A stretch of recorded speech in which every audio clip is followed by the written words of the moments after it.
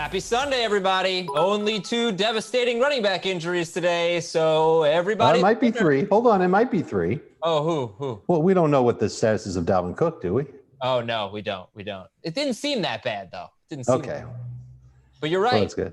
Maybe it's 3. Oh, man, another Sunday. More injuries, more high-scoring games, another furious Dallas Cowboys comeback effort, and another edition of the Home Team Watch Party presented by Lowe's. We got the Bills, and who scored? Who just scored for the Rams? Gerald Everett. What a great useless touchdown. Welcome. Oh, what if you started Jared Goff? Then it's not so useless, unless it was a run. Was it a run? Was it? It wasn't a run. It was a run. Really? Dave Gerald Everett ran it in. Is that just wonderful or what? I mean, that's right up there with, That's the worst. Oh my God. The fullback dive. What? Wow. All right. I know. So welcome everybody. Ask us your questions here. We've got an exciting 3 hours. Dave is just having a side conversation. I'm having a separate Twitch. My son's right over here. He knows that I'm on. He walks around and he goes, AJ Green scored 0.8 fantasy points today. Like deadpan. He's upset. There's some heads. I know. If it was worth it, if it was any good, you would have won. 3. Yeah. I have a 0% chance of winning. Yeah, well, a lot of that people doesn't sound good. Who started AJ Green. How about Kenyon Drake? He was bad. Michael Gallup on a day where Dak Prescott is going to throw for nearly 500 yards. Michael Gallup doesn't even have 30 last I checked. Oh my gosh.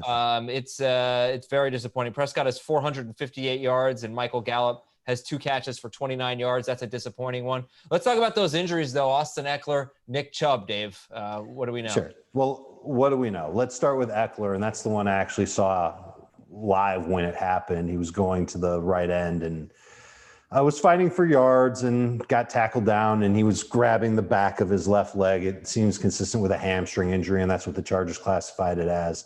And he left the game in the first quarter and didn't come back, and it was Josh Kelly and Justin Jackson after that. And I'm not sure if either one was necessarily great, but it did not look good at all for Eckler. He couldn't put weight on his leg.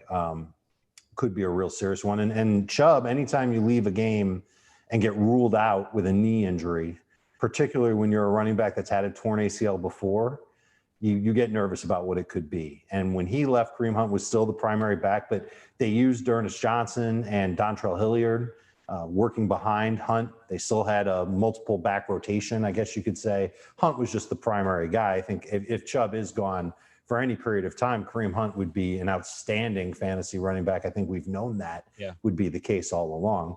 So we'll see. Hopefully it's not that bad. Hopefully it's just a strain for both of them, and maybe they miss a game and they're right back at it later this year. Maybe they're Chris Carson, right? Chris Carson with 2 touchdowns. Who had 2 touchdowns today. Absolutely. I'm just going to make sure everybody's aware. Going to send out a tweet right now, get this party started. We got some great guests today. WWE's King Corbin is coming on. He's a Chiefs fan, so he's not going to be watching the Chiefs game with us, but we will be talking about Monday's Chiefs-Patriots game while we watch Bills and Raiders. We're going to have Danny Woodhead on. And we're going to have Damien Williams on. So it's going to be a lot of fun. Dave's going to be here for a bit. Will Brinson will hang out.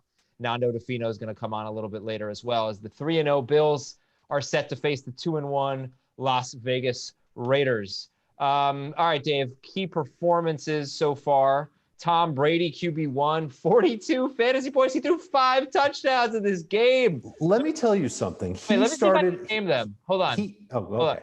Scotty Miller had one. O.J. Howard, Mike Evans, Keyshawn Vaughn. Uh-huh. Who am I missing? Cameron Brate. Oh, Cameron Brate. Yeah. Not Gronkowski. Gronk had a target. He almost brought it in with a one-handed grab, but was a little too far again. Almost the same thing as last week. Yeah. But Brady was terrible in the first half. Like, he started off okay. He started off good. He was 8 of 9 with a touchdown. And then he was like 6 for 19 with the pick 6. And then his very last pass of the first half was a touchdown. What was it? I think it was the Evans touchdown to end the first half. I'd have to go back and double check to see, but I'm pretty sure it was.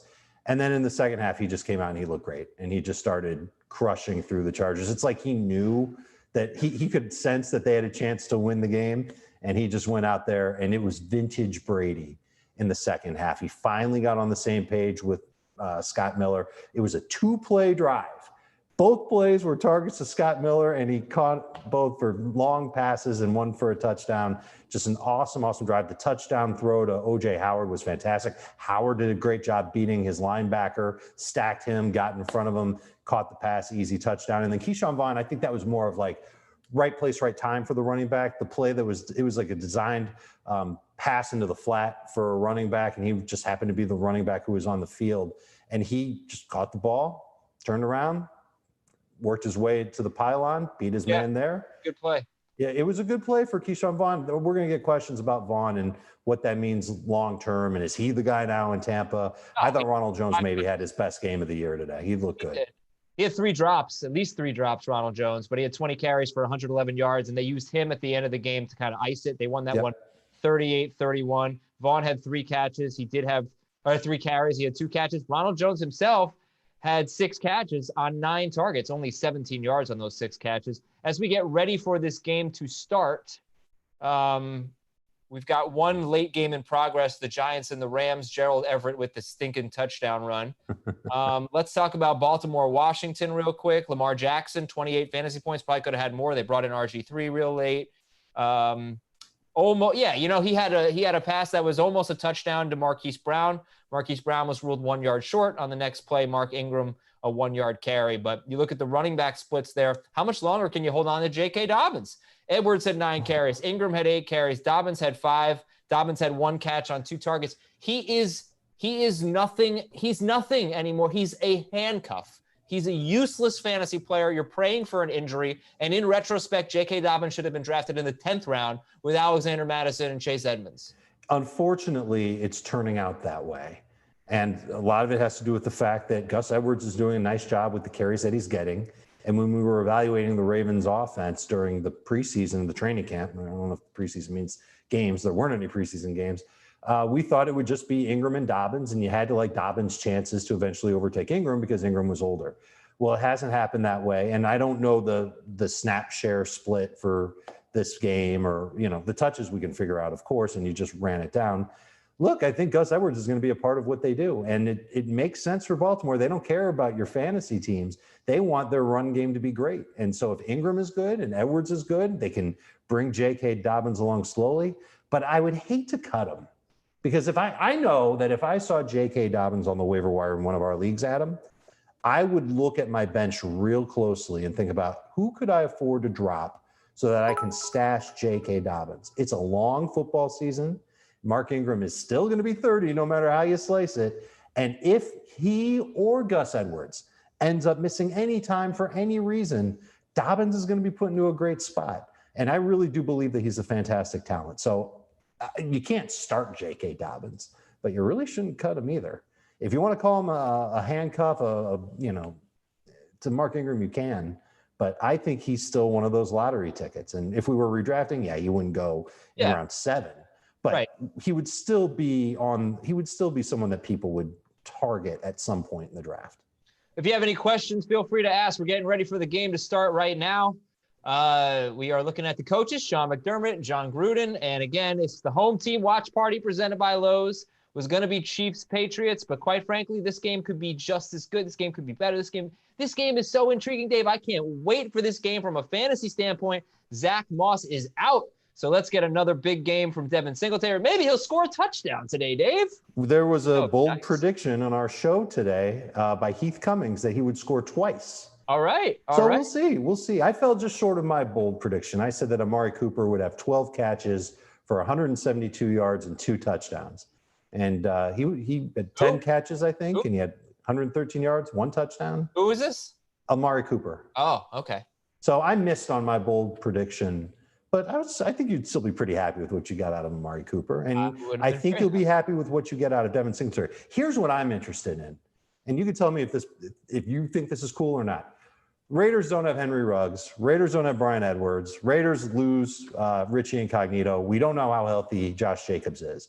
What is this offense going to look like against Buffalo's defense? Are they going to try and force feed the ball to Waller? Is this a Hunter Renfrow game? Is this a Nelson Aguilar game? You are on Twitch right now. You're not aware, but I have made Hunter Renfrow the FFT on Twitch start of the week. Okay. So we're all about him here. Okay, and I believe you did that on our podcast as well. So we can root for Hunter Renfrow today. I'm all for it. I've ranked him pretty high this week. So I smell what you're cooking. Yeah. And I'm really curious to see how this Raiders offense operates with all these important pieces missing against a Buffalo team that, frankly, their defense hasn't played great this year. I'd like to see them bounce back too, and this could be the game that they do it in. All right, game on. We are underway here. Nice play by the Raiders defense to get things started. And just some notes for you here, some injury notes on this game. The Raiders will have linebacker Nick Kwiatkowski back. That could help their run defense. It has been among the worst in the NFL. It was better in week 1 with him.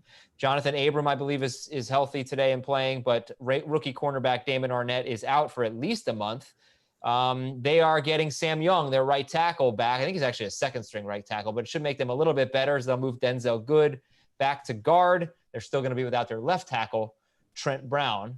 And we're going to talk about all the other, this is a fantasy show. So obviously we'll get into some fantasy stuff. And people are talking about Joe Mixon right now in the chat, Dave. So Mixon with a 3-touchdown game. That's the Bengals run defense I thought we were going to get this year. Run offense. I'm sorry. That's the Jaguars run defense I thought we were going to get this year. Okay. It had been very good. It was terrible today. 25 carries, 151 yards, 2 touchdowns, plus 6 catches, 30 yards, and 1 touchdown. That is 42 PPR points for Mixon, same as Tom Brady. Mixon was started in 86% of leagues, Dave. Your outlook for him now. Well, look, I'm thrilled to see him involved in the passing game. He had a couple of receptions early on in the game. I was thrilled to see that. And I look forward to going back and really watching with a fine-tooth comb how many of his runs were on zone plays, stretch plays. I know there were a couple. And it seems like Cincinnati was able to kind of refine that magic from last year, at least for one game. Now, the schedule coming up is going to be tough for Cincinnati. It's going to be tough for Joe Mixon to keep this up. So people who have Joe Mixon on their fantasy team will have to make a real important decision, maybe within the next 24 to 48 hours, on what they want to do with him. Now, when you've got a running back like this that has 3 touchdowns, you think to yourself, oh, there's no way I'm going to trade this guy. He's awesome. But the schedule coming up for Cincinnati, it starts with Baltimore in week 5. That's not going to be easy. Then they've at Indianapolis in week 6. That probably won't be easy. Cleveland at home in week 7. Tennessee at home in week 8. That one will probably be pretty nice. And then they're on bye. So do you trade him and sell high and get whatever you can for Joe Mixon? You can't do it if you're really thin at running back to begin with. And we've had so many running back injuries that if you've got I have Mixon and Eckler in one of my leagues. What do you think I'm going to do? You think I'm going to trade Mixon and get, Mike Davis, Michael Gallup, and, Darren Waller, throwing a tight end out there? I can't do it. So you could certainly consider selling. What would you take for Joe Mixon? Is this going to be okay? It's probably going to be his best game, but what kind of season is he going to have? Is it going to be an RB2 or is it going to be an RB1 like we thought he was going to be? Well, I think he's going to end up being okay. I'm not sure if I'm ready to say he'll be an RB1 because even after those games that I mentioned, he still has 2 with the Steelers. He's got that's really about it, actually. After the bye, it's Pittsburgh, tough, Washington, New York, Miami, Dallas. Oh, that's amazing. People drafted him in the first damn round. Should we really be looking at his schedule on the run defenses? I mean, that's what I was doing. Jacksonville's so tough. I'd take James Robinson over him. The thing is, Mixon, if he's right, should be able to at least produce good games against maybe he's not going to be great every week, but okay. I guess what I'm asking is James Robinson or Joe Mixon? I get it. You tell me. Where are you ranking him at this point? I would imagine that they would be very, very close with each other between Mixon and Robinson. And that Mixon, maybe you're right, Adam. Maybe we can't get rid of Mixon at this point unless someone's willing to overpay for him. And if that were to happen, then sure, you could think about a trade for Mixon. But you can't give him away. And I think some people were doing that before this week, thinking, all right, I'm going to lose him for this game against Jacksonville, and then he's going to have a couple of really rough games, and then I'll feel good about myself. But I guess outside of those Steelers matchups after their bye week, he's going to look good. Dave, and we'll see. We'll see. I'm going to have to body slam you if you don't let us get our guest in here, okay? My bad. That's right. King Corbin is here. What's going on, fellas? There he is. King, what's up, I'm here. man? I've arrived. Got a Cardinals helmet back there. Well, that's my helmet from when I played. I don't have a Chiefs helmet yet. I need to get one. I feel like I need to get one, but that was my helmet in the 2012 season, I think. You were signed by the Colts right out of college, right? As an undrafted free agent, and then later. Yeah. Yeah, I was there for a cup of tea and a cookie, and then spent the rest of my time in Arizona. Well, thank you for coming on. It's a pleasure. Anytime. Yeah, man. We were gonna watch the Chiefs game together. I know, and they bumped us to Monday. I mean, Monday night's great too, though. Yeah.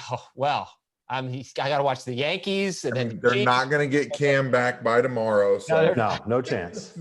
No, they're not. We got 2 good Monday night games. Well, anyway, how are you? And good. And thanks for coming on. Yeah, I mean, good. Life is good. It's Sunday, day off for me. Relax, watch a little football, hang out. It's I live in Florida. It's a little gloomy today, so inside day. Are you in North Florida, like Tampa or Orlando? Yeah, Tampa. Yeah. Which somehow I saw the Bucks came back and won that game today. You know, Brady was terrible in the first half, and then he was vintage Brady in the second half. The Chargers also kind of chargered that game away. Yeah. What happened with OJ? OJ lives a couple houses down from me, and my neighbor he caught a touchdown, so don't egg his house. He hurt his Achilles, though, apparently. Yeah, did he? He left. That's what we have. He left with an Achilles injury. I hope he's okay, because man, he's so good. He doesn't get a ton of targets now, but he makes them count. Are you buddies with him, with OJ Howard? Yeah, we I met him one night when we were stuck in our neighborhood because the whole neighborhood lost power. Oh. We have like a gate at the front, and we couldn't get out. So we just stood there and talked for a few minutes at the gate because we couldn't get out of our neighborhood. I think it was last year. He had to get back to the hotel. They were in training camp, so he had to be back by 11, and he was starting to panic a little bit. Oh, man, well, listen, I actually just got the news. He ruptured his Achilles, and he's probably out for the year. Oh, no. This season sucks, man. It's terrible because he really had he had a good game. It might have been his best game of the year. The touchdown catch that he had for Brady was outstanding, and Brady needs targets right now without Chris Godwin there. That one that's rough. That is really rough. I'm sorry. And that's a tough injury to come back from. Oh, yeah. What kind of injury? I'm sure you've dealt with a lot of injuries. No, dude, I have been, knock on wood, really lucky. I had some shoulder AC issues in Arizona, but nothing required surgery. In college, I had some labrum issues, but again, didn't require surgery. And then just a lot of bumps and bruises from WWE. You know, chair shots are not a lot of fun. So those will leave you pretty welted up. And especially if someone goes to hit you with a chair, you know, your instinct is to kind of like brace for it, and then you take it in the elbow. That really hurts. Ooh. So what's the key? You know, people want to hit me with chairs all the time. So just let me know, like, what's the secret to surviving a chair shot? There is no secret. It's just grit your teeth and try not to cry in front of everybody. Well, I don't get it. Really hurts that much. Like, how do they do it? Like, how do they make I will gladly show you sometime if I'm you'd not like. telling you. I mean, like, how do they make you I would do it? like that. It's such an occupational hazard. Don't you have a union? It's brutal. It is brutal. We have kendo sticks too. I don't know if you've ever seen it, but they're like bamboo karate sticks. And a buddy of mine was over one night, and we were watching Raw because I'm on SmackDown on Fox, and somebody was getting hit with a kendo stick. He's like, "That's not that bad." I was like, "That's one of the worst things on the planet." He's like, "No way." He's like, "I don't believe it." I was like, "Okay." So I brought one home from work the next week, and I was like, "Hey, you said it wasn't going to be bad, so now I'm going to hit you with it." He stood out in my back porch, and I hit him at about 80%. And he was like, "Okay, I will never say that again." And he had a welt all the way across his back. It was fantastic. Dave's a big wrestling guy. Dave actually used to cover wrestling before fantasy football. Long time ago, I was a producer for a site called WrestleLine. Okay. It might have been back when you were like in high school. I'll have to look back on it and see what you said. Make sure you don't have to.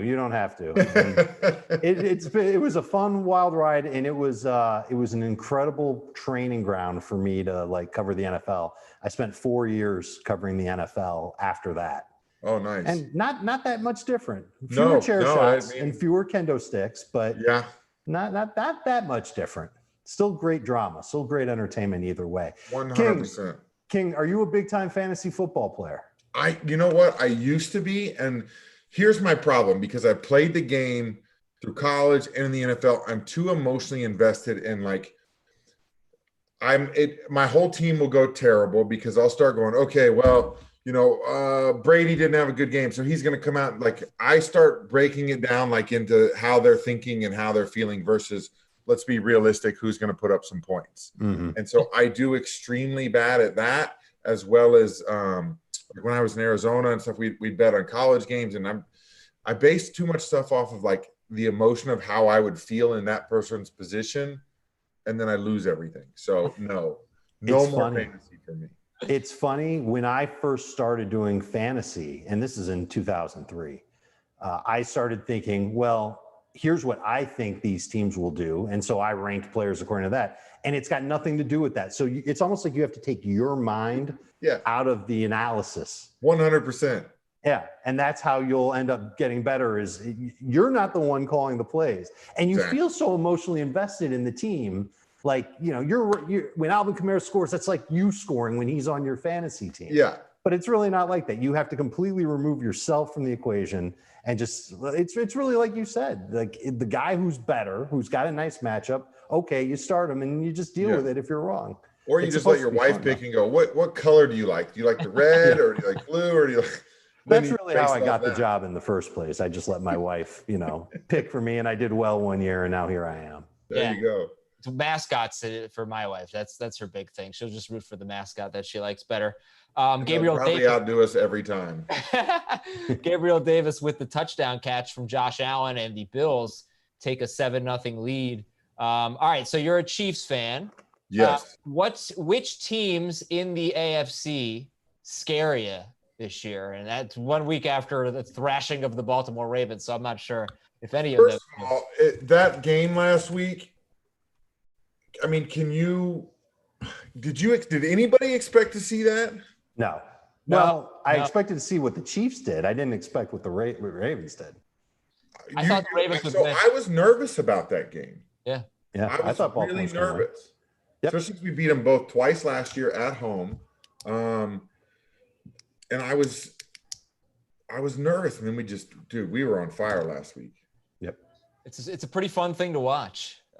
That you haven't met Patrick Mahomes, have you? No, unfortunately, I haven't yet. I keep missing. I met a couple of the old linemen. I went to the Super Bowl last year and did a bunch of interviews with the guys, and his line, of course, was just insane. Yep. So I wasn't going to mess with that. So, all right, so let's talk about your football background, because we're having Danny Woodhead come on a little bit later, and I've been told that you actually defeated Danny Woodhead in college. Is that right? I ended two of his years. Played him in the playoffs at our house 1 year, and he was rushing for like 290 yards a game, right? And we held him to like 14 rushing yards. And I was no lineman, so I mean, it's not like I did anything to help that. I just put up the points that ended his season. But he was unbelievable in college. And then we played him at their house. I believe it was his senior year and my senior year. And it was the coldest game I've ever been in my entire life, in Chadron, Nebraska. It was in the playoffs. And also, I was a left guard, and I thought I was going to die that game too, because we were running 42 power, so I was the pulling guard. Oh, yeah. Mm-hmm. And this is not a joke. We probably ran it 11 times in a row on one drive, because we just kept getting 6-7 yards per play. And there was one point we're like 9 deep after I'm pulling. I'm telling my right guard, we got to switch just one play. Like, so I moved over to right guard. I was like, you do this one. I'm out of gas. So, but that was the cold. We were drinking warm chicken broth on the sideline to try to at least have some semblance of hydration. And then, O-linemen, we're morons. And we have that rule of no wearing sleeves. So I think from like my arm here to my wrist was completely numb for like 3 days. So during the game, are you noticing the cold weather, or are you so locked in? I noticed it in my hands. When your hands get smashed and it's cold, that's the worst feeling in the world. Because you're just wearing I wore wide receiver gloves because I just worried about, as weird as it is, like my fingernails getting smashed. So I didn't want like big padded O-line gloves. I hated those. So I wore like wide receiver gloves So it's just not much heat under there. That was the worst part of the cold games. Well, we're gonna have to ask Danny Woodhead about that. Well, maybe we won't. But that's like you get the bragging rights on him. So I had to bring this up. Did you lost 4 straight national championships? I mean, as much as I'm going to sit here and talk crap on Danny and ending his seasons, I deserve that. Yeah, 4 straight national championship games. Oh man, like 17 points. What'd you say? By like 17 points of all 4 games. Combined? Oh my God. Any heartbreaking last second plays or anything like that? Yeah, and one of them was the hardest for me, and I feel bad now.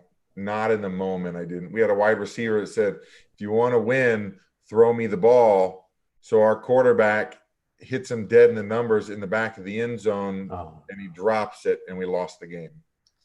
Oh man, he didn't make it to our season the next year. He no longer played for the Bearcats. Oh yeah, no, I that's. Got a question from Twitch from Styles fan. Yo, King, are you at all nervous about your Chiefs playing the Bills on Thursday night in Buffalo? No. Who's nervous about the Bills? I mean, they're second in their division, right? But they're just... No, they're first. No, I'm pretty sure they're first. Yeah, they're first now? You better be a little nervous about them, dude. They're 3-0. They're up 7-0 here. That's our game. No. They're good. I thought they were behind. I thought New England was... New England took a loss. Yeah, right. Seattle. Right. So we might see 3 games in 10 days, right? Yeah. Something like that. Right. In a season plagued with injuries already. Yep.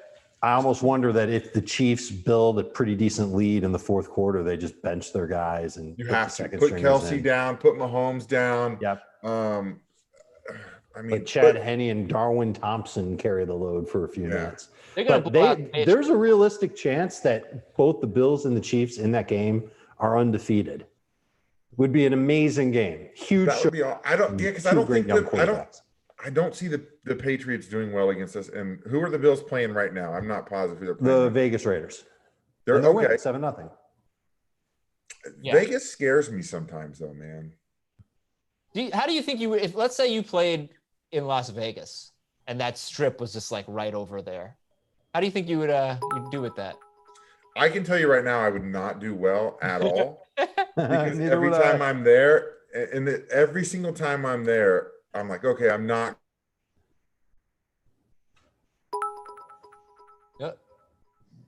Can you hear him, Dave? I cannot hear him. King, we lost your audio. I don't know if you can hear us. Sounds very interesting. He's going on and on about how, let's see if we can get that. Takes the casinos for all their money and then somehow loses it back. We'll take we'll take a look at the score while we try to get that fixed here. Sure. It is 7-0. It is 3rd and 11 for Derek Carr. Hunter Renfrow has 2 targets in a point per target league. He has been awesome. Can you guys hear me? Yes. We got you now. There you are. Sorry about that. But I'm not hearing anything. All right. Oh, that's not good. There we go. I got you back. All right. Hey, technical difficulties resolved. So every time you go to Vegas. Yeah, I can't help it. I end up in the casinos playing until 6 a.m. Even though if I'm going to tell myself, all right, I'm going to sleep tonight. I'm not going to gamble. And then I'll play. I'm like, all right, I'm up, a little bit of money. I'm going to keep going. And then I'm going to a half hour more. And then I'm like, I got to get to the airport or I'm going to miss my flight. Don't miss your flight. Big deal. Stay in Vegas another night, right? Right. Yeah. My wife wouldn't be happy about that. No. So the Bills have the Raiders, then they have the Titans next week if that game is able to be played. Yeah, and then the Chiefs at home on Thursday. So looking forward to that Thursday night matchup. That's going to be a good one. And Mo Alley Cox scored again. Yep. How about that? The coaches told us this week that he was going to be more involved in the offense. And so far, 1 target, 1 catch, 13 yards, touchdown on Chicago. I'm starting to think that tight ends against the Bears have a chance here, that their linebackers and safeties maybe can't match up very well with the tight ends. And Mo Alley Cox, when I went and watched him this week, he reminded me of kind of a late career Antonio Gates. He's not a fast mover at all, but he's big. And Phillip Rivers basically helped make Antonio Gates who he was. And so now he's got somebody like him, just a lot younger. And it's working out. 3rd straight game in a row. He's going to be good for fantasy purposes. So, Dave, get into a little wrestling discussion here, man. Like I'm letting you drive this boat. You know what? I want to learn. They've got the WWE draft coming up. Yes. I believe it's Friday on Smack. There's two things I want to talk about with you, King. Friday and Monday. Friday and Monday. All right, so let's start with that. And so this is when superstars get moved around. Some stay on SmackDown, some move to Raw. But the superstars themselves don't know where they're going until it's actually announced, or what? How does this work? Not a clue. You're there, and sometimes they have cameras on you, sometimes they don't. But you don't. When I go there on Friday, I won't have an idea if I'm still going to be on SmackDown by the end of the night or if I'm going to be on Raw. You know, we all have. It's just like the NFL draft. Like you have an idea where you want to go, but the reality is, especially past like the first round, you kind of don't know because they've got a board just like the NFL does, where they're taking the best possible fit for their brand in our world, and so it's crazy, but it's good. It makes things fresh, allows for new matchups, it allows for new storylines, it allows for so many different things. And so I know that it used to be that being on Monday Night Raw was the show to be on. It was live, it was wild, anything goes. But SmackDown has started to do that itself too because it's live. Yeah. Well, most weeks it's live. I know that with the pandemic, sometimes things aren't necessarily live, but it's still a great show. It's live to the audience. That's what matters. There's no spoilers in advance. Yeah, we've actually done a really good job. At the beginning of the pandemic, we did tape some shows, but now we've been live for a couple months now in the Thunderdome. But yeah, and especially being on different networks, like there is a competition there. You know, having Raw on USA and SmackDown on Fox, like, you know, not only with the network, but with the superstars and everything, there's a competition, and I think it has elevated what we do. There's always been good competition between superstars, right? Because when there's a card like WrestleMania that comes around once a year, every superstar wants to steal the show. Every superstar is going to basically go balls out to try and put on a show to get remembered, have the WrestleMania moment. Maybe it's winning the Andre the Giant Battle Royal as an example of that. So I love that there's that competition among the talent in the WWE. I think it's necessary. I think if guys are comfortable, then I think the whole product suffers. But I think having that competition, and it stays friendly for the most part. I mean, it's just there are a bunch of grown men competing, you know, for that moment, their moment to shine, like you said, especially WrestleMania, but not just for a WrestleMania, to even get on the show, because there are select matches, and then there's, you know, battle royals, and there's different things, but people want those prime spots. That's where it's at. You know, obviously a dream for everybody is to headline WrestleMania. Like that is the culmination of all things. And the best guy will be in that spot. So it is. And it's the same on all pay-per-views. When you're running, you know, they said Clash of Champions, got Hell in a Cell coming up. There's guys, you want to headline every one of those. And if you don't, I mean, you don't belong. Same as NFL. If you guys don't want to win every game, you don't belong on the team. There's a lot of similarities, and there's a couple. You know, Roman Reigns is the next football player. Myself, Mojo Rawley, Tino Sabatelli, you know, was in NXT for a while. There's a lot of NFL guys that come through and want to compete. What makes that a sort of natural transition? You know, how is it that NFL translates to these same skill sets, maybe, I guess? So I think one of the things that football players find is it's still very physical. You're still running people over. You got to have that athletic ability. And, you know, WWE is larger than life. We want to see superstars that are larger than life. You want to see a guy who's 6'7", 320 pounds walk in the room. And, you know, NFL guys, they're all, I mean, we know the game has just grown exponentially. All your old linemen are 6'7", 310. They're not just big fat guys anymore. It's big athletic guys. So I think that's one of the things that, you know, guys see, and they see guys that are kind of built like them finding success. So they kind of want to become a part of that. And it's a different world. There is definitely a transition and an adjustment period when you come from the NFL to WWE, because we all know in athletics, in all athletics, that you're taught not to really show emotion. You don't want to show you're tired, you're hurt, you're upset, frustrated, or whatever it is.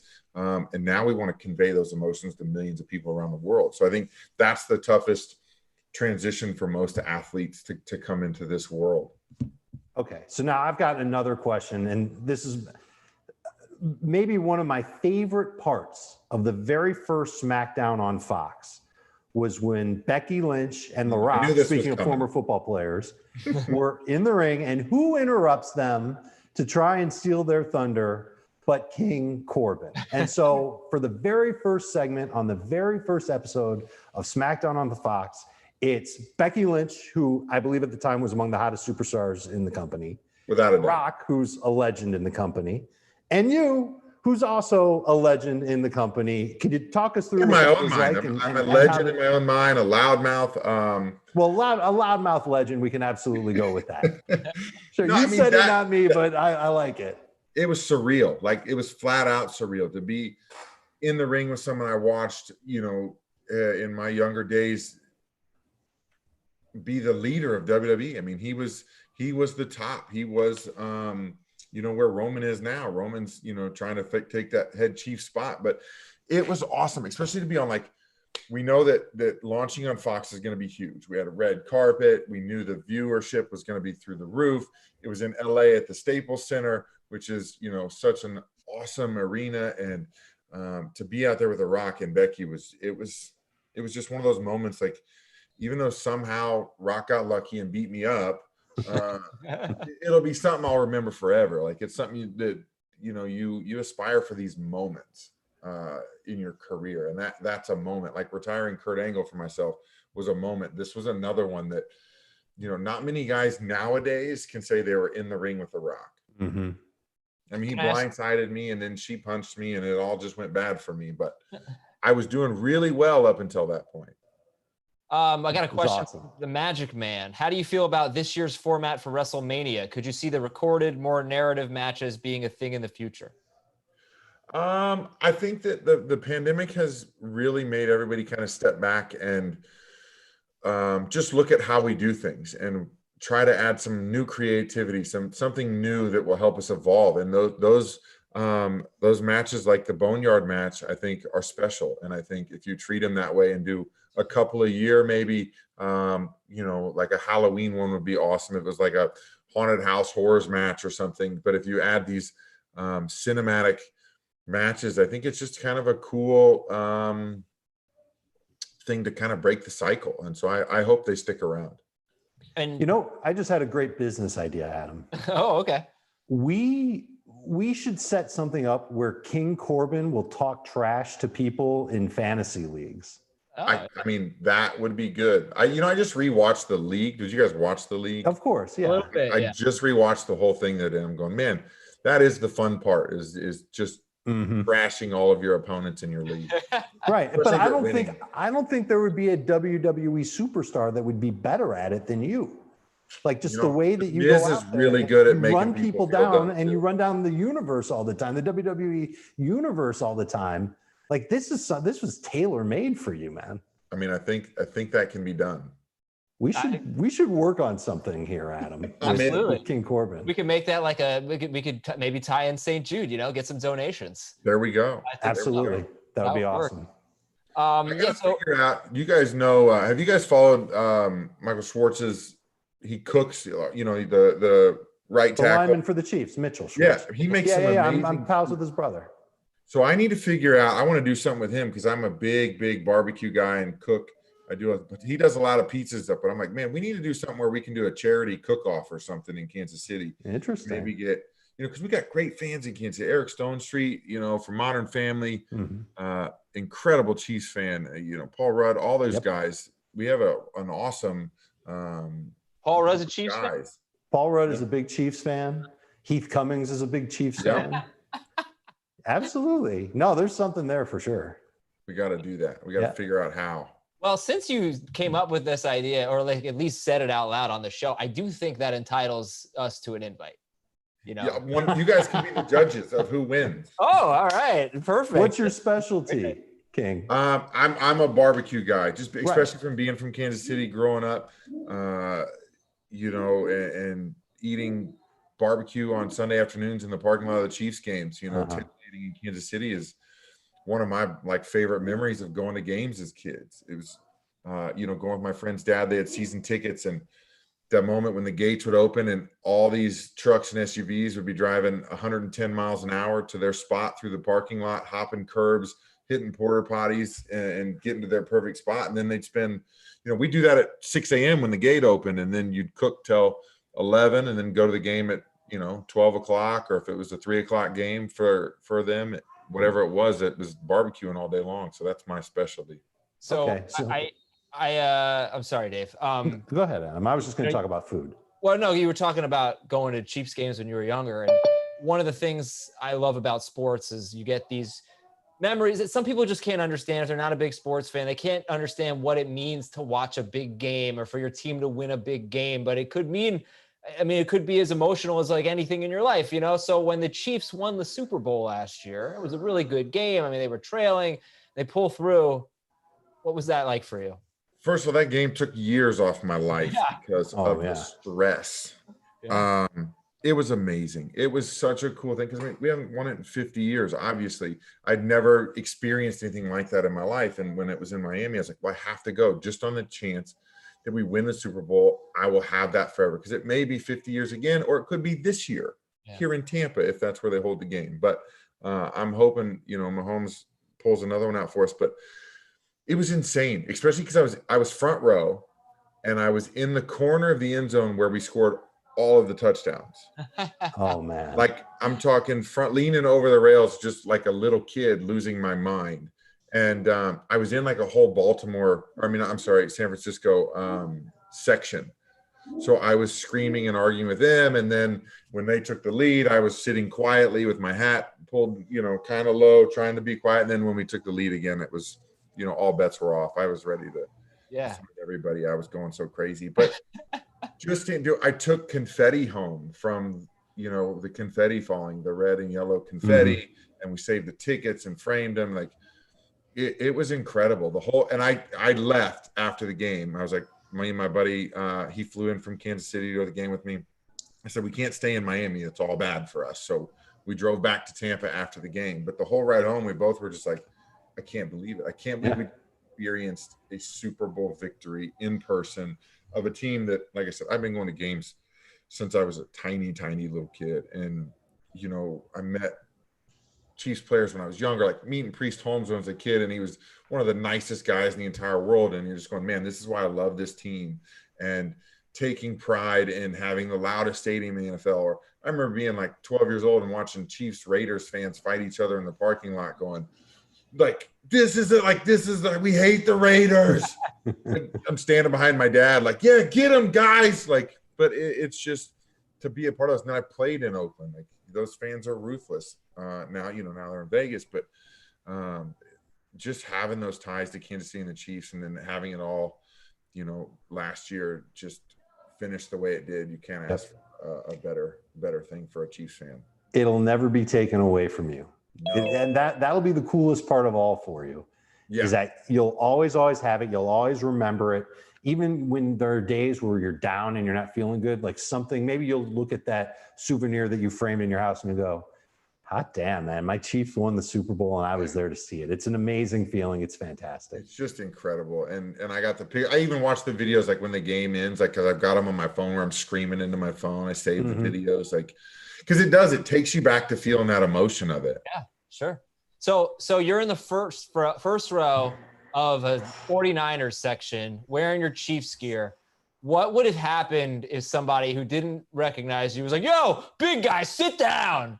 Like, how would that have gone down? They would have been thrown about 4 rows back, or I would have just tossed them on the field and be like, you're done, buddy. I'm a professional person who throws people around. It's not good for anybody.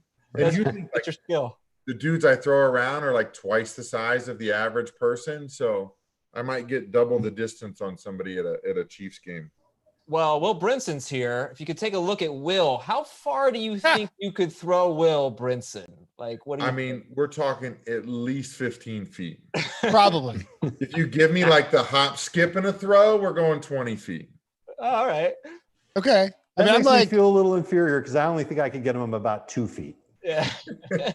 Again, this is what I do every day. I just throw people around. Yeah. What is the heaviest who's the heaviest person you've ever thrown? Braun Strowman, without a doubt. I think he's about 3 345, 355, and I've had to pick him up before. Oh my goodness. How far he's a could you world's throw a strongest person man who? competitor. He is a beast. Yes. How far could you throw a person who weighs pre-coronavirus 170? Oh, I'm getting great distance with a 107-pounder. How much weight have you gained, Will? I don't know. I'm not checking scales in the middle of a pandemic. We're gonna drink beer and Corona's put on a few pounds for a lot of people. yeah. Yeah. Whenever I see somebody tweet, they're like, "Oh man, like this Peloton has changed my life in the pandemic. I've lost so much weight." I'm like, I hate you. Hey man, This is what people were dealing with. That's what people were dealing with. It is. Mhm. That's awesome. That's so awesome. Yeah, it's just like such a great memory that, this is gonna be one of the happiest moments. Even though there are other non-sports memories that are better, but like still, it's just your team winning the Super Bowl and you're a long-suffering fan must be really awesome. Feel free to hang out as long as you want. We'll to talk football with us, but we appreciate you coming on. And if you have to hop off, you just let us know. Oh yeah, I got a few more minutes. We're hanging out. All right, cool. Chatting. I'm enjoying it. Cool. All right. So let me ask you a couple questions then from Twitch. From Bamboo, Bret Hart or Jake the Snake? And from B1653, who's your favorite pastime wrestler? Well, I'll take Jake the Snake over Bret Hart just because he's one of the best bad guys on the entire planet. And one of my favorite all-timers, Bam Bam Bigelow and Big Boss Man. Those are my two go-to dudes. When I was playing football as a kid, my dad was like, well, you know how Bam Bam did this? I'm like, yeah. And he's like, well, do that on the football field. And I go, okay. It's funny because wrestling tailored my football career, and then football helped me get back into wrestling. So it was all full circle for me. It's funny. That's funny how that works. But you've got a lot of tattoos, but none on your head, no flames on your head like Bam Bam. I think I've got a couple on the back of my head a little bit. Yeah. And I would fully do my head, but I think it would legit kill my mother. Oh, no. She'd have a heart attack. Can't do it. No. Yeah, no, priorities. Were those real flames on Bam's head? Oh yeah. Yeah. Oh really? Okay. Yeah. I'm sure I knew that, but That's what helped him get over. He was awesome. Dude, he was. I another level. Yep. I think you kind of have to have that sort of I'm willing to get tattoos or flames tattooed on my head mentality to be a professional athlete. You do. His head was a huge part of his gimmick. Life he did. Yeah. His finishing move was the third floor headbutt. It goes to the top rope and you get the headbutt right from there and it's over. And he was 380? He was a big dude. Probably around that. Yeah. 380? Yeah. Yeah. Well, you can't be called Bam Bam Bigelow and weigh 150 pounds. Now you're just Bam Bam, Right. Bam Bam Flintstone. Yeah. Dave, you got a final question you want to throw out there? Final question. Yeah, I got a question for King Corbin. What's it going to take for you to come back to fantasy football? Because I know you haven't been playing for a long time. Is there a certain rule that if it were implemented in a league, you would say, okay, I'm in? And it can't be something like King Corbin wins every week, because no one's going to want to play with King Corbin automatically winning every week. But is it, lineup decisions? Maybe it's best ball, where you've got your players and then whoever does the best on that team, that's who you get credit for. And then you don't have to make lineup decisions. Even something like that? Realistically, I think it would be the same thing I had to do when I stepped away from watching football. When I was done in Arizona, he was like, I'm taking over the interview. Seriously. Robbie Brinson just gave him the boot. Yeah, out of nowhere. He sat down. He's like, hi. I love it. He's got a future he in can WWE stay, right Will, there. and you can go. Fine with me. I'll go play. What are you playing now? He's playing Mega Man or something down there. Oh, I love Mega Man. Yeah. He smashes Mega Man. I haven't played that forever. Yeah, seriously. Okay, so it would be that type of a format? It would. Well, no, I think realistically, to get me back in fantasy, I just have to have the ability to like you said, disconnect from it. When I left playing for Arizona for a year, I don't think I watched, maybe 2 years where I watched any football at all, because I couldn't enjoy watching it. I spent, since I was, 14, breaking down film, watching schemes and personnel and any tips for blitzes or packages or whatever it is. And all the way through the NFL. I mean, NFL, you're watching 20 hours of film a week on every team.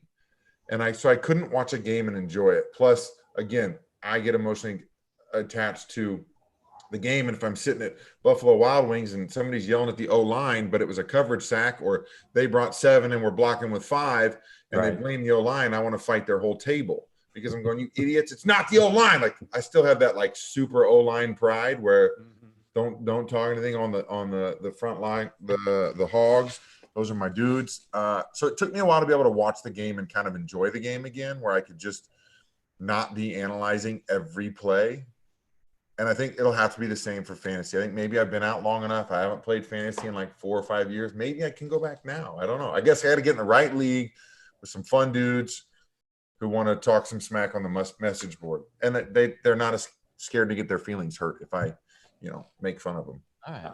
We can find all out right. about that. Yeah. We'll come looking for you next year.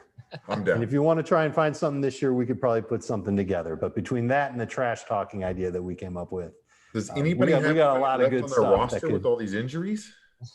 Yeah. Yeah. That makes it a lot harder.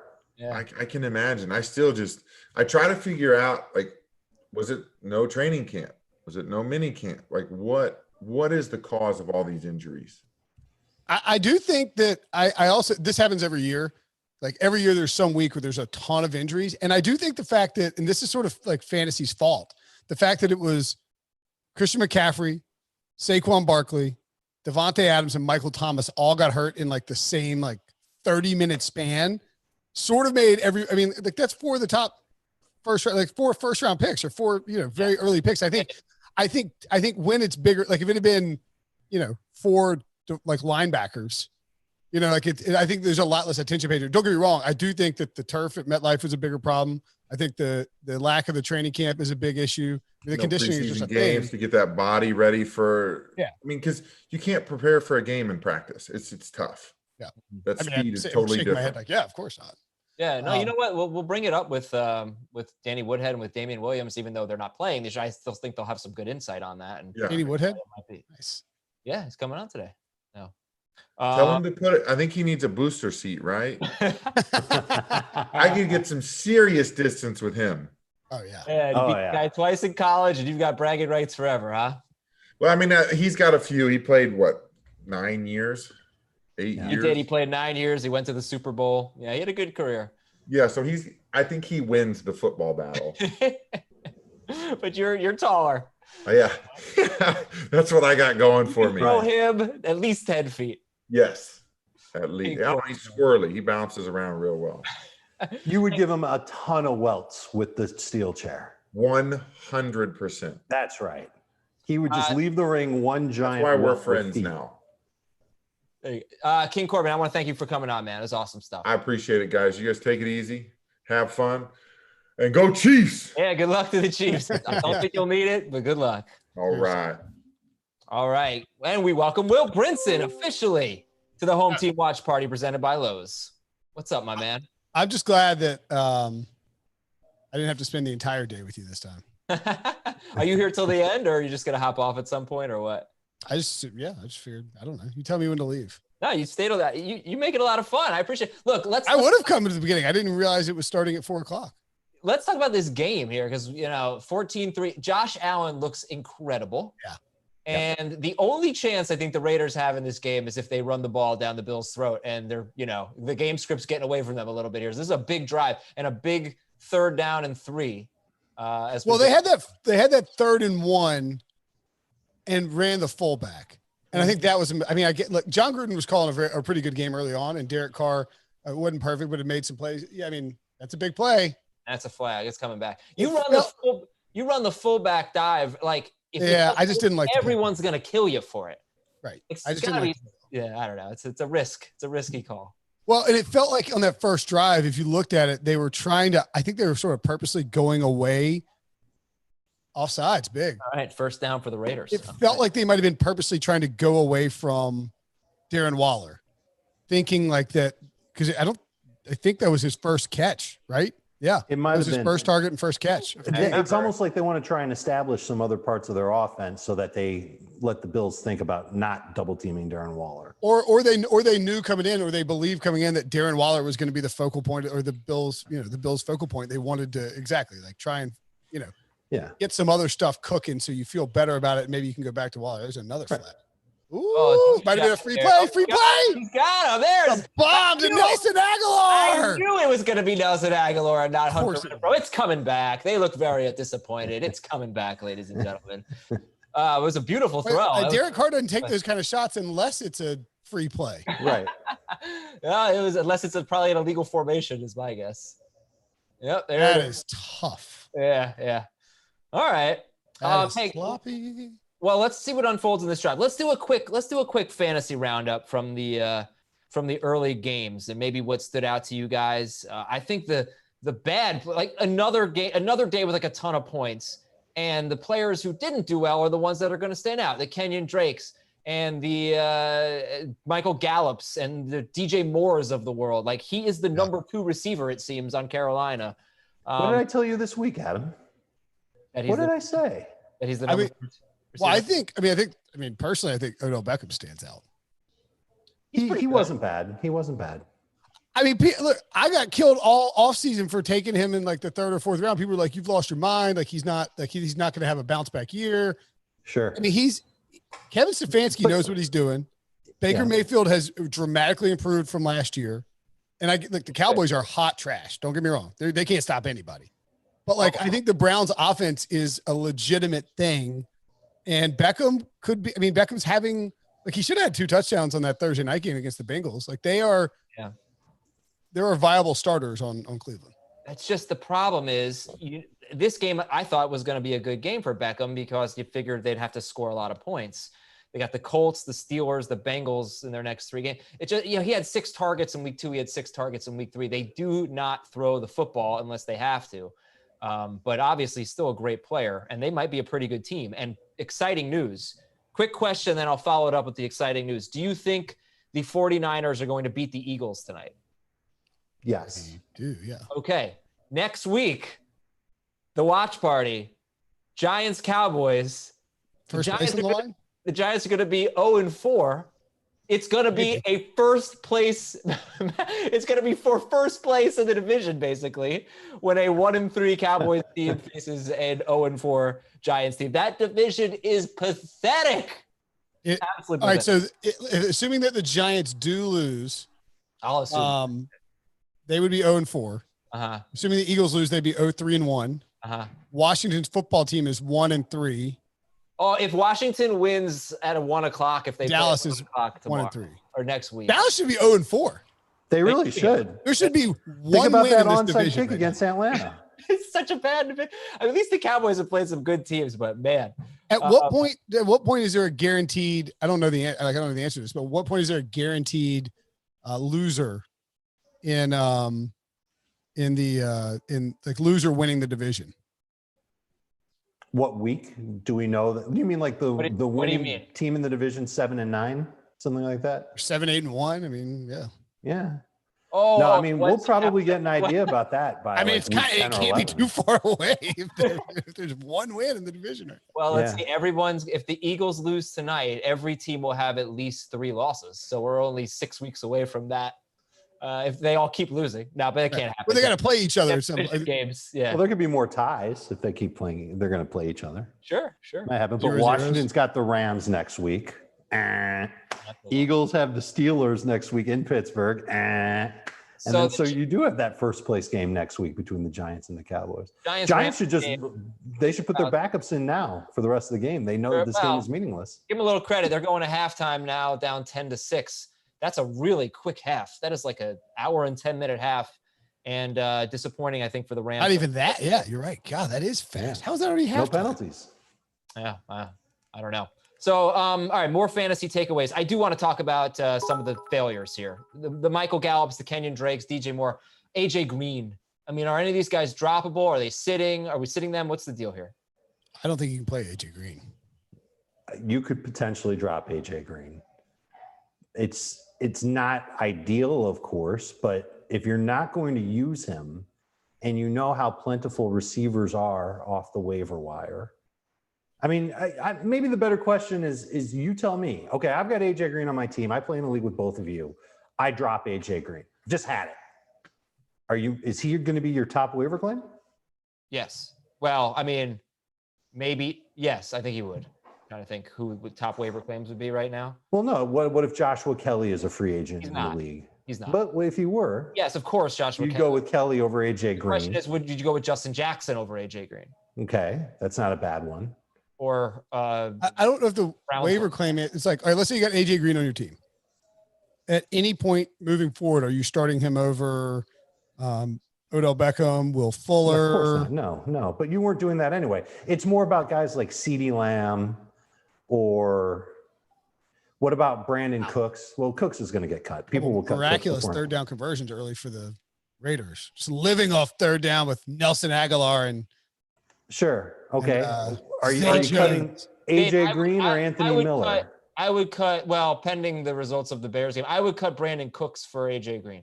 I would too, because I'm kind of done with Brandon Cooks. You can't trust him. T. Higgins looked pretty damn good today. I'm thinking I'd cut AJ Green for T. Higgins now. Let me give you one other reason why you might not want to cut AJ Green. What if the Bengals trade him? What if they can find someone that's going to give them a 4th round pick so that they can rent AJ Green for the rest of the year? The Packers might be interested. And then AJ Green gets a chance to be reborn in a different offense. Would that interest you? Is that a reason to hold on to AJ Green? What's wrong with the Bengals offense? They're one of the most pass-heavy offenses in the NFL. I mean. What I noticed earlier in the year was that he and Burrow just weren't quite on the same page. He was making mistakes too. He had some drops, but I just felt like those two. I think AJ Green is very frustrated by the fact that he will be playing somewhere else next year, and as you point out, Dave, maybe sooner than that, because he has said his idol, he always talked about Larry Fitzgerald playing his career in somewhere in the same place for the entire duration of his career, but Cincinnati doesn't seem very interested in making that happen for AJ Green. Well, we don't know about that. I mean, they did franchise him. Yeah, but they were just, that was we just need to keep as many weapons for Burrow as we can. And when's the last time, do you know of an example off the top of your head where the Bengals made a trade in season to get draft picks? They're not that type of franchise. They literally didn't do it with AJ Green. They could have tanked for Joe Burrow. Right. We were pontificating during the offseason that they were going to trade Dalton and AJ Green for a 1st round pick to the Patriots. All right, we got a big 3rd down and 12 here. Catch that, Darren Waller. Yeah. Darren Waller just had a drop inside the 10, would have set up 1st and goal. We got under 10 minutes to go here in the second quarter. Going to check in with Twitch if you got any questions. Higgins over AJ Green. I think at this point I would. Higgins looks good. How about you guys? Would you drop AJ Green for T. Higgins? I'd have to seriously think about it, and that just tells you everything you need to know about AJ Green. Might be short-sighted. I don't know. I have to sleep on that one. All right, here we go on 3rd and 12. I won't give the play-by-play in case I'm ahead of everybody, but the play that was just run was a really bad play. So it did not pick up the 1st down. They will kick a field goal. Is Joe Mixon for real now? Big day, 3 touchdowns. We talked about him a little bit earlier, Will, but that was let's get your thoughts on Joe Mixon. And I think we have Damien Williams coming on in 10 minutes. So that's going to be my first thought would be thanks for putting on the injury report Saturday. So I got off of him on DFS and didn't play him in several leagues. Thanks, Bengals. That was awesome. That would be my first thought. I mean, Joe Mixon's great. I said I would take Joe Mixon as high as 6th in redraft leagues. I was saying that during the draft season leading up to the year. Joe Mixon's awesome. But he has to, the Bengals have to be, for him to be as great as you want him to be, they probably have to have a positive game script. And I don't know how often that's going to happen. I think that's maybe the concern. Yeah, I'm so hungry, guys. Jeez. I want to order a pizza so badly. By the way, Will, I had Ben and Jerry's yesterday. I know you had it 2 weeks ago. I had it yesterday too. Hey, delicious. What'd you get? It was my niece's birthday, so it was just like a big cake. Oh man, I got some American Dream in the freezer right now. You know how people blow out birthday candles now? You clap them out, clap around the candle. I thought you meant they snuff out the flames with their palms. I use the fire extinguisher. Well, that's much safer, Dave. Much safer. Yeah, I was like, Only you damn. can prevent birthday fires. I was like, I really want birthday cake, but if they blow on the cake, like, I'm not doing it. Yeah, I think. And then they clapped them out, and I was like, well, that's my niece. And they clapped it out. I was like, oh, that's good stuff. They spritzed it out with like Lysol. You're like, I don't know about that either. All right, the top wide receivers. Hey, how about DJ Chark? Big game for him. 8 catches, 95 yards, 2 touchdowns. I really didn't know what to expect from DJ Chark. So he had a big game. CeeDee Lamb and Amari Cooper both had big games. Dave, hit me up on DJ Chark. So his first touchdown was outstanding. Just aware of where he was in the end zone. It was really like the last half yard of the end zone. Goes up high for the ball, does the toe tap, drags the feet down, touchdown. Pretty good throw by Minshew, but a great catch by DJ Chark. And his second touchdown, he's just running a quick in cut, and Chark just nails him with it, and he brings it in for the score. He has missed on 1 target in the 3 games that he's played. Now, coming into this game, he only had 7 targets, and so that was something that was bothering fantasy managers. Why can't DJ Chark get going? And I think the Jaguars realized in that loss against Miami just how important DJ Chark needs to be in that offense. And so they rectified it all today. They had the best opponent to do it with in Cincinnati. And I think moving forward, we know that Minshew does love throwing deep, and he's got some trust in DJ Chark.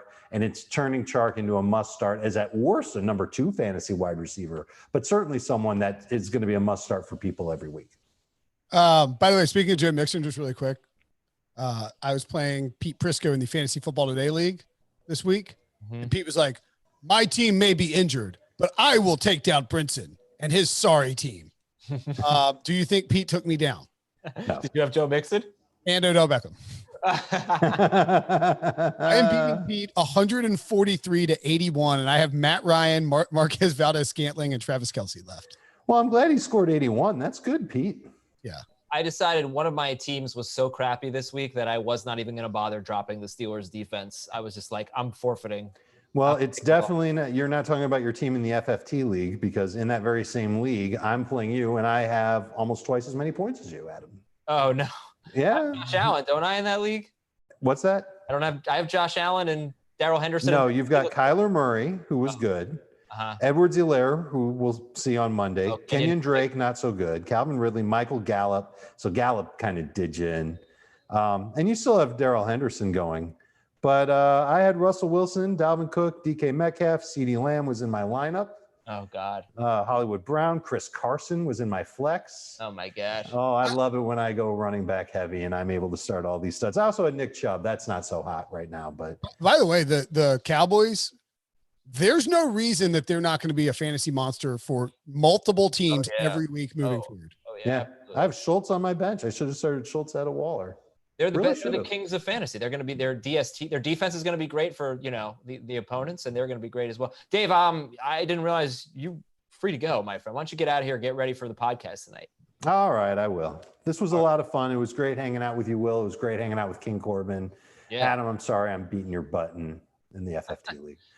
Brought up kicking Dave's rear in fantasy, or kicking Adam's rear in fantasy. He's like, "Well, Dave, you actually have to go now." Yeah, right. Goodbye, sir. I'm getting kicked off the Twitch stream because I'm kicking your butt in fantasy. But Adam, at least you'll feel good knowing that I'm going to be 4-0. That's good, man. Good for you. Get the hell out of here. Kenyon Drake, by the way, did leave with an injury. It is not believed to be serious, but Kenyon Drake is probably another one of the he might be the biggest bust in fantasy. Well, he hasn't scored, or did he score in week 1? He's got a 1-yard touchdown run where week 1. Kyler, it was called back. Like, you look at the first 3 games: 16 carries, 60 yards and a touchdown, 20 carries, 86 yards, 18 carries, 73 yards. It's not that bad. This game, though, was really bad. Yeah. It never catches anything either. Well, coming into this, when we thought the game script would be Arizona up, Kenyon Drake running really well, and they were trailing the entire game. Teddy Bridgewater played really well. Do they suck, by the way? I mean, I know they're a little banged up on defense, but they have not looked good 2 weeks in a row, losing to the Lions and the Panthers. I don't think they suck. I mean, they look lethargic, just like the Raiders. I mean, sort of like, the Seahawks look like the Seahawks don't suck, but they look lethargic for a half going into Carolina. I do sort of wonder if we've kind of we're like, travel's not as big a deal in 2019 and 2020 anymore. But like, I wonder if pandemic travel takes a little more out of you, because it's not like you just roll on a luxury. You know what I mean? Like, I don't think away teams are at a disadvantage, but I do think if you have to travel from like Seattle to Miami or Arizona to Charlotte, maybe that's a sort of trip that makes it a little, just a little bit, especially for a 1 p.m. game. You're right. Yeah. That's not easy. And you're probably getting up and jamming a, Rona swab up your nose, and right. I mean, there's just a lot more that goes into it. I think it's probably, I would guess too that, let me tell you something, Will. Yeah. This game that we're watching right now, it sucks for fantasy. This is a terrible fantasy game. Josh Jacobs has 23 yards. Hunter Renfrow is catchless. Stephon Diggs has 3 catches for 46 yards, which is pretty good for a half. Josh Allen's been great, but the running backs are doing very little. And the 2 touchdowns were Gabriel Davis and Cole Beasley. So this is a trash. That would have touched on this, right? Yeah. Right. This is a trash fantasy game. Well, I would argue that it's better for fantasy than the Colts Bears games that's occurring on the other channel. Oh, let's take a look at the Colts. Jonathan Taylor, 4 carries, 7 yards. The Bears had secretly been getting kind of gashed in the run game the first 3 weeks. He's not doing very much. Rivers hit Mo Alley Cox, and Zach Pascal is his top receiver. Mooney is the number 1 receiver for the Bears, and David this is terrible. 12 yards. You know what? Like, the second half is just always the fun half. Right. The floodgates open. It was wild, man. That second half today, like the third and fourth quarters, are just points. Like, I was winning a bunch of money in DFS, and then I wasn't. I haven't paid attention because I had a Dolphin stack, so I didn't even bother checking. All right, let's see. I did not realize. So I didn't really get a chance to go through all the box scores before we started. I did not realize that Terry McLaurin had 10 catches for 118 yards. Yeah, this guy is so good. Yeah, he is so good. And I think Haskins probably did enough to maintain his hold on the starting job. There's some buzz about that before the game. It's so tough. Like, you're like, hey, you got to play better. Oh, by the way, you're playing the Ravens. Ultimately, yeah. Right? What a mean thing to do. And you're going to have to throw 45 times. Yeah, he did. I guess he did okay. I barely saw the that. The 39-yard pass to Terry McLaurin was an absolute dime. He makes some really good throws. I know. He has the upside there. It's unfair. He only started 1 season in college. Like, it's unfair to ask him to be an elite quarterback in this setup, in my opinion. In terms of year 1 or 2 quarterbacks, like Kyler Murray, you can't be thrilled with what he's done as a passer the last 2 games. But today, Justin Herbert was terrific, wasn't he? Man. Yeah. Pete wouldn't stop texting me about it. He looked. I'm not a Herbert guy. Prisco loves him. I mean, of all the year 1 and 2 quarterbacks that have played today, I would have to say just today, Justin Herbert probably had the best day. He had a perfect passer rating against a good Buccaneers defense until he threw a very bad interception down 7 late. Does that kind of sounds like the game we watched 2 weeks ago? He was playing so well against Chiefs, then he threw a really bad interception. Well, I think that's the thing for Herbert, is that he's going to need to play with a lead where they can run the ball effectively. You know what I mean? Like, if you're asking him to do what Joe Burrow is doing, I think it's just going to be really difficult for him to execute the way that they want him to. So. Oh, it's Damien Williams time. Let's go. Let's bring him on. Here we go. We're not getting the Chiefs and the Patriots today, but we are getting the City Chiefs today. Damien Williams. Damien, can you hear us? Yes, I can. Hey, welcome, man. Thanks for coming on. Damien? Yo, how y'all doing, man? Good. We're doing great. Yeah. By the way, Adam, I don't know if you know this, but Damien is obviously a good football player, but famous in our NFL Slack, like the chat group, because when you made your decision about the 2020 season, the guy in charge of podcasting was like, "Emergency podcast now." And we're like, okay. And he was like, "We need an emergency podcast on Damien Williams opting out of the season now." And we're like, okay, all right. We're like, we got it. But like that, I know it wasn't an easy decision, man. But I commend you for doing what is right for your people. Right. Thank you. Yeah, and on it was like we missed you. We wish you were playing right now. I'm going to ask you about just sitting out and watching the games and what that's like. But I got like first question, just between us, like you should have won Super Bowl MVP, right? Nah, I've had a long time, really talk about this, and at the end of the day, you have a great quarterback in Pat Mahomes, and at the end of the day, he worked hard for it, and I feel like they gave it to the right person. All right, but they could have given it to both of you. Yeah, it was we could have shared it, we could have half and half.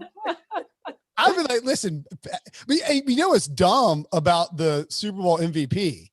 So there's a group of like, it might be like 30 writers who are up in the press box. And like halfway through the fourth quarter, they distribute the ballot for Super Bowl MVP. And so like these guys are on deadline trying to work and trying to like get down and get quotes. You have to take the elevator down with like 10 minutes left in the game. Oh yeah, so I'm pretty sure it was easy, Pat. Here. Well, that's what I'm saying. Like they're like, well, all right, if the Chiefs are going to win, it's like scribble Mahomes. You're just like it's Mahomes. Like he's and so like if you actually take a deep dive in, if what they need to do is like let people who are not scrambling to work vote. They can take a deep dive into it because I think if they did that, you would have won. Right. Or I could have squeezed one more touchdown out of there. There was one time Pat threw me the ball in the end zone and I lost it in the lights. So I'm pretty sure if I would have caught that one, it would have been a no-brainer. It would have been good. You know what though? I'm thinking here, like Will Brinson, who's on with us. That was Will. I'm Adam. That's Will. Will was at the game covering it. Was he one of those writers that voted for Mahomes? No. No, I think I have tweets where I said it should have been Damien. Interesting. That's an interesting one. I didn't have a vote. I don't have a vote. You deserve one, Will. Well, I see the problem is it's like they give it to it's only the crusty guys. Like I think Prisco might have one. It's like the old dudes, and they're like scrambling. Like I gotta get in the elevator. Like I'll just give it to you home. Like. Well, there's. But the important thing is you won a Super Bowl. Too, so. Right. Correct. No. Yeah. And that's the feeling that that's the feeling, man. Especially like for you guys, was there, the run y'all were on? I mean, first of all, you needed a comeback from the Dolphins to get the 2 seed. Then you need multiple comebacks in every single playoff game. Did you, at any point in the Super Bowl, did you ever feel out of it? Or is having Mahomes on the sideline and like Andy Reid there just completely eliminate that fear?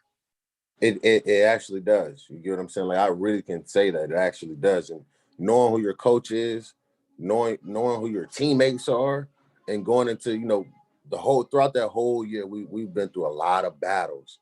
So it was like just one of those games. It was like we know what we can do and we know what we need to do right now to get it done. And you seen what happened, man. Yeah. So he asked you about Andy Reid. Your coaches. You've had Joe Philbin, Adam Gase, Andy Reid. And I'm not even trying to put the other guys down, but they come from offensive backgrounds. Right. Can you compare Andy Reid? We've heard, we were down there for Super Bowl week. I talked to Kyle Van Noy, and he was like raving about how hard it is to play against an Andy Reid offense and all that. And, coming from different coaches who have had different types of offensive success and then playing for Andy Reid, is he just kind of a step ahead of everybody? Honestly, I would say yes, because, he really puts the time in, and I feel like, he goes at it, this is why I think him and Pat get along so well, because they're like kids with it. You get what I'm saying? Like, this is what they love to do, but it's not like a job. Like this, all right, I got to make sure, like Andy's having fun with the plays that he's creating and us going out there and executing it. And it's like, you can tell, like, I knew, like, that's how he is. Like, I knew that would work. I know. I know. So how did he struggle so much with the face shield for a guy who's so prepared? I was coming with them cheeseburgers he had for the game. He trying to get them there. Have you heard the story about Andy Reid? I don't know if you know Charles McDonald, who works now. He's at the New York Post, I think, but he was at SB Nation before, and he ran into Andy Reid at the airport at the combine, and they like ended up in a 30-minute discussion about how to make macaroni and cheese. Like that's like which is insane. And Andy uses 6 kinds of cheeses in his Thanksgiving macaroni and cheese. Grated Fontina, grated mozzarella, grated Parmesan, grated sharp cheddar, Gouda, and Gruyere. But like, I just love that he's like that's just a very Andy Reid thing. Like it feels like an Andy Reid in Kansas City thing, right? No, it is. It most definitely is. Like, oh my gosh, mac and cheese. They better not give him a Thanksgiving game. He'd be pretty pissed off about that. Yeah. So how have you been? How connected are you with the team? You talking to them all the time? Oh, most definitely. You know, I coaches, my running back coach, McCullough. We text all the time. EB, we you know, he checks up on me. I check up on him. You know, I'm still connected with, you know, I'm still a Chief. You know what I'm saying? You know, yeah, absolutely. At the end of the day, you know, I opted out, but you know, everybody, I'm still close with everybody. And, you know, like I said, you know, it's a relationship, it's a family, and it's strong. So what's this week been like for them? True. Oh man, I feel like, you know, with everything going on and having the game being postponed. Sorry. So what? No, sorry, Darren Waller broke a big play. Yeah, we're watching. We're here to watch the Raiders game. It was supposed to be the Chiefs game, but actually, you know the thing, I have it on in the other room too. So well, so 2 weeks ago, Adam and I did this with Dante Hall, and we watched the Chiefs Chargers game. Okay. So like the connection here, like, you know, you're supposed to be watching a Chiefs game, but right. Did this situation with this week, I mean, only reinforce like your decision making? You know what I mean? Just because, like, I mean, it's scary, right? Like, you don't know if you don't know if the Patriot, who's coming for the Patriots, what the situation is, all of that. Exactly, and you know, with it all, with everything going on, and my mom, you know, having cancer, and like I say, you know, my mom loves to come to the games and she loves to be around and everything like that. So I just felt, you know, it wouldn't be right for me, you know, to not be there for her. And then if I did play, I'll be putting her at risk, you know, being around her and her still wanting to come to the games and, you know, living with me at the time. So, yeah. Yeah.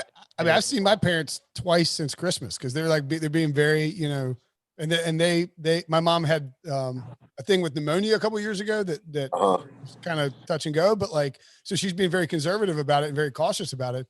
But it's just weird, you know, like you know, like you have to make it's an insane decision to ask anybody to make. And and that's exactly what it is. It's weird. Like it's just weird. Everything feels so different. And like, but it made, you know, decisions. It made me make decisions and really stick to it. So yeah. And look, they've done a pretty good job so far, I'd have to say. We were expecting more of these types of situations.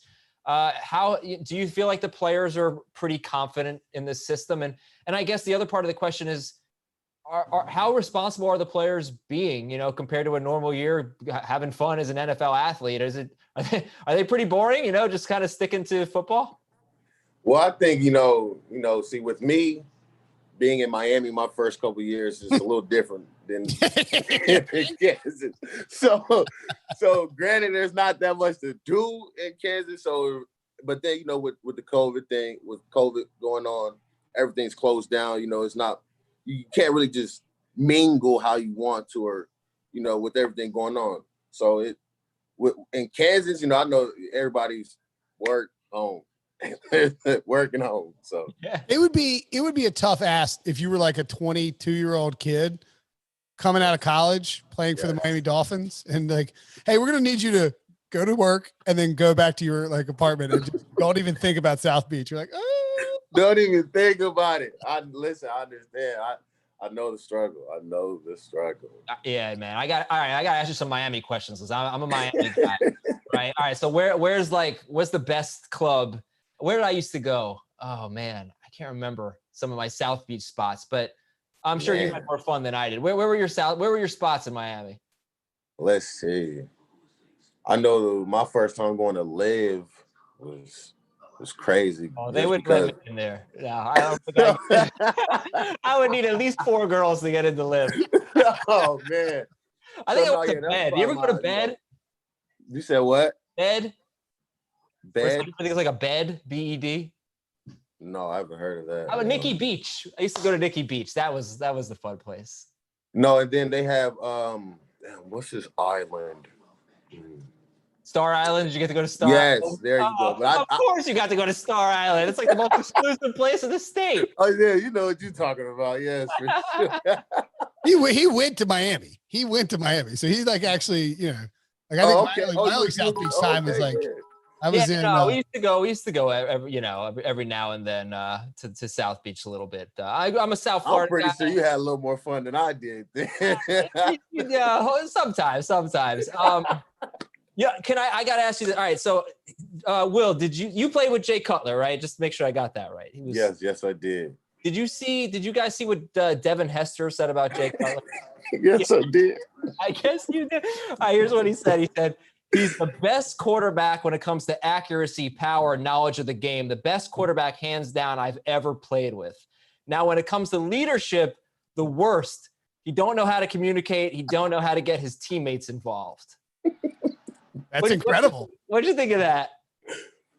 I felt like that was somewhat kind of, on point. But, I caught Jay, kind of at the end of his career. And then, in Miami, we still were kind of young. So he kind of had to do that. You get what I'm saying? And we brought the life out of him a little bit, So I feel like I caught the good end of Jay Cutler. Like he'll text me randomly just talking crap. So no, I love him though. I love him. Well, yeah, and you got him when he'd retired and he was working for Fox, and then Gase was like, "Hey, do you want to make $10 million bucks for like Well, yeah, so I caught the whatever. Like, come on. Yeah. And he knew that team wasn't supposed to be. I mean, like y'all weren't supposed to be, because that was off the playoff year, right? Yes, that was right after the playoff year. Yes. Yeah, and so like that playoff team was like 8-1 in one-score games. And like had a negative point difference. So I'm not saying it was bad. It was just like everybody was sort of thinking, okay, this could be like maybe it could help a little bit. Yeah, like he might have been come back a little bit, and then Tannehill tears the ACL, and Cutler's like, all right, F it, like I'll go make $10 million. Sure. And that's exactly how he came, But at the end of the day, like he helped, he has his own way of doing things. You know what I'm saying? As far as being a leader. He's not the, I'm out up front, rah type of guy. So that's just not him. Have you heard the urban legend about Cutler and the bathroom? Have you heard this? No, I haven't. Like so he's like at a bar and I think this is in Vandy, and he's at a bar and he goes to the bathroom and he's using the urinal. And he's standing there, and some guy like he's like, "Oh, Jay, or maybe this is in Chicago. I'm not sure. Anyway, this is somebody comes in like, "Oh, Jay, my favorite quarterback."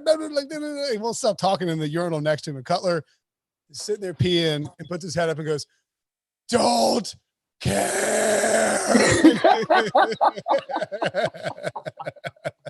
That sounds like him. I promise you, that sounds like that's something he would do. Oh my God, he's hilarious. Like I said, he has his own way. He has his own way. Quick update. Sorry, quick update. Josh Allen, wrist injury, going to the locker room with a wrist injury. So that's potential game changer there. Hoping he gets back out there. Left wrist injury, which he is back on the bench and is going back in when they have the ball. Okay. All right. Good to know. Back on the sideline. All right, we dodged that bullet. I hate to keep asking these tough questions, but Adam Gase, is he as bad as everybody thinks he is? Honestly, no, because he's been put in positions where he has to rebuild. Mm-hmm. I feel like, when he came to Miami, he was rebuilding, took us to the playoffs. I felt like we were going on the right path. But, at the end of the day, you have the business side and the coaching side. Mm-hmm. I don't know everything that goes on within that. But I felt like, with the Miami team, we let a lot of guys go that I felt like we shouldn't have let go. Mm. And I felt like that started to, derail them there. And then going up to New York where they were kind of trying to rebuild team as well. So I just feel like, it's not as bad. Being around him, I know the type of guy he is and how he comes and what he brings to the game. But I just, let me rephrase Adam's question. Is Adam Gase the Jay Cutler of football coaches? Probably, yes. I mean, I think that Gase. Yes, that's exact.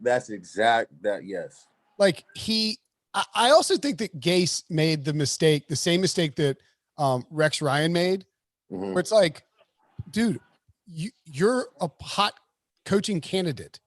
You know, like you don't have to rush to this next job. And maybe the New York market isn't for you.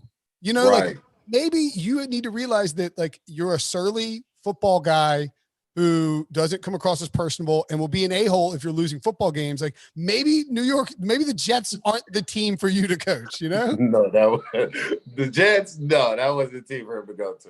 No. Yeah. It's a tough place to succeed. It is. No, a lot of people do ask Damien. So like, there's a pretty long list of guys, including yourself, right. Ryan Tannehill. See what Robbie Anderson's doing this year, Will? What's that? See what Robbie Anderson's doing this year? Robbie Anderson, Kenyon Drake, like guys who got out from under Gase that are like suddenly having success. Is that fair of people to look at and question? I just think they just I feel like they put so much on him. You know what I'm saying? When I was there at the time with Gates, he had me, Jay Ajayi, and that was coming off his Pro Bowl year. Jay Ajayi hates Adam Gase. Yeah. He hates him. Like but I'm just and he ain't scared to say it either. He hates him. He's not. Oh man. But I feel like, he just had so much. And like I said, it was a little bit of business and with him, it's a bad mix. Huge touchdown there for the Raiders just before the close. Jason Witten. Hey, all right. Witten got a one. I know, man. Yeah, dude, it's really cool to be watching this game with an NFL player. I mean, you're a current NFL player. This is so awesome. Like, tell me about playing the Raiders. You play the Raiders twice a year. Are you going to miss going to that horrible stadium, like that rundown, dilapidated stadium in Oakland? Listen, my first time ever, because I played Oakland plenty of times. My first time actually going to that stadium was when I was with the Chiefs, and I was in the same division, rivals. So it just was different, man. I'm gonna miss that stadium. I am. Yeah. I hate the dirt when they got the baseball field still going. Listen, we hate it. So we love that part, but as far as the fans, oh man, in Oakland, I don't know if Las Vegas is gonna bring it like that. I don't know. I mean, well, if anything, if it's the early season is any indication, if what Las Vegas is going to bring is going to be similar to like an NBA team going to LA or a football team going to Miami. Like, right. Wow, I don't know what's in the air out here. A little lethargic, guys. Did when you were with the Dolphins, did you see that like players go out? So not Dolphins, but the visiting team goes out so hard on Saturday morning is just like dragging ass on Sunday. Listen, I wanted to say it was the playoff year Steelers. They came down to Miami, whooped. Everybody's getting IVs, going back, getting IVs. Guys are throwing up on the field. We destroyed the Steelers. I'm talking about destroyed them. Oh, played them in the playoffs? They gave it to us. Because we went there. Oh, yeah, that's right, because you played them in the first. It was 2016. Y'all beat them 30 so they come in, they had just beaten the Chiefs 43-14, beating the Jets 31-13. They go to Miami and lose 15-30. Like, just got whipped up. So you tell me all right, what the problem was. Didn't Antonio Brown have like a massive game in that playoff game? Oh my God. Yeah. It was going crazy. Just up. He took a screen to the crib. I'm like, oh my God. It was ugly. Big Ben was 19 of 34 for 189 yards, 1 touchdown and 2 picks in that regular season. Oh, wow. It was bad. Antonio Brown had 4 catches on 8 targets for 39 yards. I mean, yeah. He was out for revenge, I guess, in the postseason. Now, this game's going to halftime, 17-13, Bills over the Raiders. So is there a team that matches up well with the Chiefs that might give them some fits, you think? Right now? No. Yeah. I really don't see anybody. And that's being honest. And me being, where I am now, where I can really just watch football, like as a fan, it's so different. It's weird, but honestly, no, like just like you seeing the plays and me personally knowing the plays, and when they went out to Baltimore, no, I don't see anybody. Right so now. I mean, you did all the stuff in the like whatever off season there was. Like you played with Andy Reid for a couple of years, so you know the playbook and everything. When you're, Right. it's pretty rare. It's really rare. It usually takes an injury for a current player to be watching his team play. So when you're watching the Chiefs, you're like, all right, I bet they're going to throw the screen pass here. Like, do you sort of know everything that's coming? Yes. That's awesome. I wish we could play into that. I kind of try to see if I can kind of match Andy's thinking, as if I'm playing. You know what I'm saying? Because that's what I would do if I was there. Like, what we call here, what we do here. Oh, they're probably doing this right now, or I know it. You know what I'm saying? So it's weird, but it's fun and it's funny because I know the mindsets of everybody right now, and it's just crazy. Go ahead, Will. I was going to ask, like, one of the things I think that was sort of underrated about last year too, and it popped up against Baltimore, but like, is this Chiefs defense good? Because like down the last 6 games of the season, like that side of the ball was playing awesome, and the playoffs was playing awesome football. Yes. Is the Chiefs defense good? Yes, and I think Patrick is what's overriding that. You know what I'm saying? Everybody's so focused on that. But if you really pay attention to the defensive side, they're handling it. They're the reason we were able to come back in all of those playoffs and in the Super Bowl. Yeah, they are the reason. And they're getting Bashaud Breeland back next week, so he hasn't even played yet. That's going to be a nice addition for them. And I'm happy Thornhill came back as well off that injury. I like how he played. He's a player. Real aggressive. He's a player. Yeah, I'm liking him. I like him. Colts have first and goal, by the way. Colts are first and goal. All right. Rams are punting. Rams are somehow struggling with the Giants, 10-6. What? This would destroy Survivor Leagues. Rams are winning, but they are struggling a little bit. It's 10-6, and the Giants have okay. Position here. So one team that does seem to play the Chiefs pretty well is actually the Chargers. I just said that. Right? Like, what is up with, like, how do they do it where they sort of seem to limit the explosiveness of the Chiefs? They do for some. I don't know. I just feel like they get it a little bit. You know what I'm saying? Our offense just a little bit. Yeah. To where they make it difficult, and I feel like they're starting to do a great job of bringing certain guys in. As far as defensive wise to kind of match with us a little bit, but they do give us a little tough one, but. At the end of the day, is it possible that it's because like a combo of their personnel and scheme where like they don't blitz a ton, they have sort of that zone shell in the back? Yeah, see, they play back. Yes, exactly. That's exactly what they do. They play back. They say you're gonna have to beat us up front. Well, they're a rally to the ball type of team. So if you get behind them, that's when it gets ugly. Yeah, and Andy knows that too. So he's not calling like shot plays, vertical shots, unless y'all are trailing. Like 2 weeks ago, it was very like dink and dunk. And then once the Chiefs got down, it's start to throw vertical. Yeah. But that's how Andy likes to warm up. The little here, there, and then it's okay. Now it's time to get on you. Yeah. So at the end of the day, I feel like the Chargers are they starting to notice that, they play far back and they kind of just rally to the ball, kind of try to keep everything in front of them. So tell us, on a scale of like 0 to 10, how mad were you when they drafted a running back in the first round? Oh, man. They are asking the tough question. The initial, and I'll be honest, the initial day that it happened, 10. Oh, I was hot. But at the end of the day, so was I, because I was like, this guy's all like, let Damien Williams like have some run, man. But I'm sorry, Damien Cook. Right. But at the end of the day, it's a business, and to keep it challenging and to keep guys at their best, you want to keep bringing in the best. You get what I'm saying? We're a top team. We just won a Super Bowl. You want to stay up top, and to keep building that, to get a 1-2 punch, at the running back position, and that's really how I looked at it. And so what do you do after that? I mean, you obviously didn't have like a mini camp or a training camp with Clyde Edwards-Helaire, but I'm sure you talked to him and took him under the wing a little bit. And what have you seen from him? Well, actually, I spoke to him before his first game. Told him, it's a regular game. At the end of the day, the hype is the hype. You let everybody else do the talking while you go out here and handle your business. In that first game, he showed out. Good advice. Whatever you said worked, man. So, but no, he's a great kid. I wish I would have been in the building with him. Just talking, with him on the phone.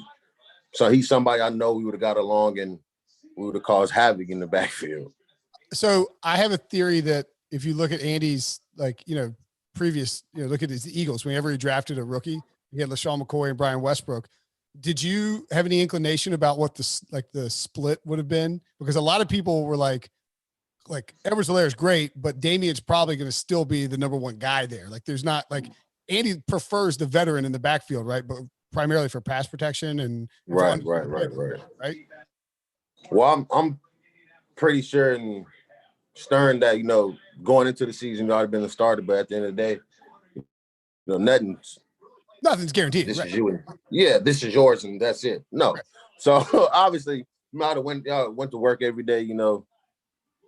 How I normally do, whether it was him or somebody else. That's behind me. You go every day to be that number one guy. So that's how I would have took it. Were you the same type? Were you the same player in terms of, we didn't know, oh man, Damien Williams is really good until you broke out a couple of years ago late in the season with the Chiefs. Were you just a guy who never got an opportunity, or did you become a better player in Kansas City? A little of both. I feel like, in Miami, I just never had the opportunity. You know what I'm saying? When I first got there, I had Lamar Miller in front of me. Sean was still playing. That was towards the end of his career. But, I still played a lot. You get what I'm saying? So I just never had the opportunity to be the starter of that guy. But when they let Jay go, I got the opportunity, to be the starter and get a little bit. But when I went to Kansas, yeah, everything changed. They changed. They made me lose weight, first of all. Yeah, I was gonna say, did you become a better player? So that's they made me lose weight, first of all. And I'll give credit to EB on that one. He was like, listen, drop this weight, and I promise you, I know, just coming into the league, I was 222. Miami wanted me at least 228. Whoa. Yeah, I don't know why. So that's kind of crazy.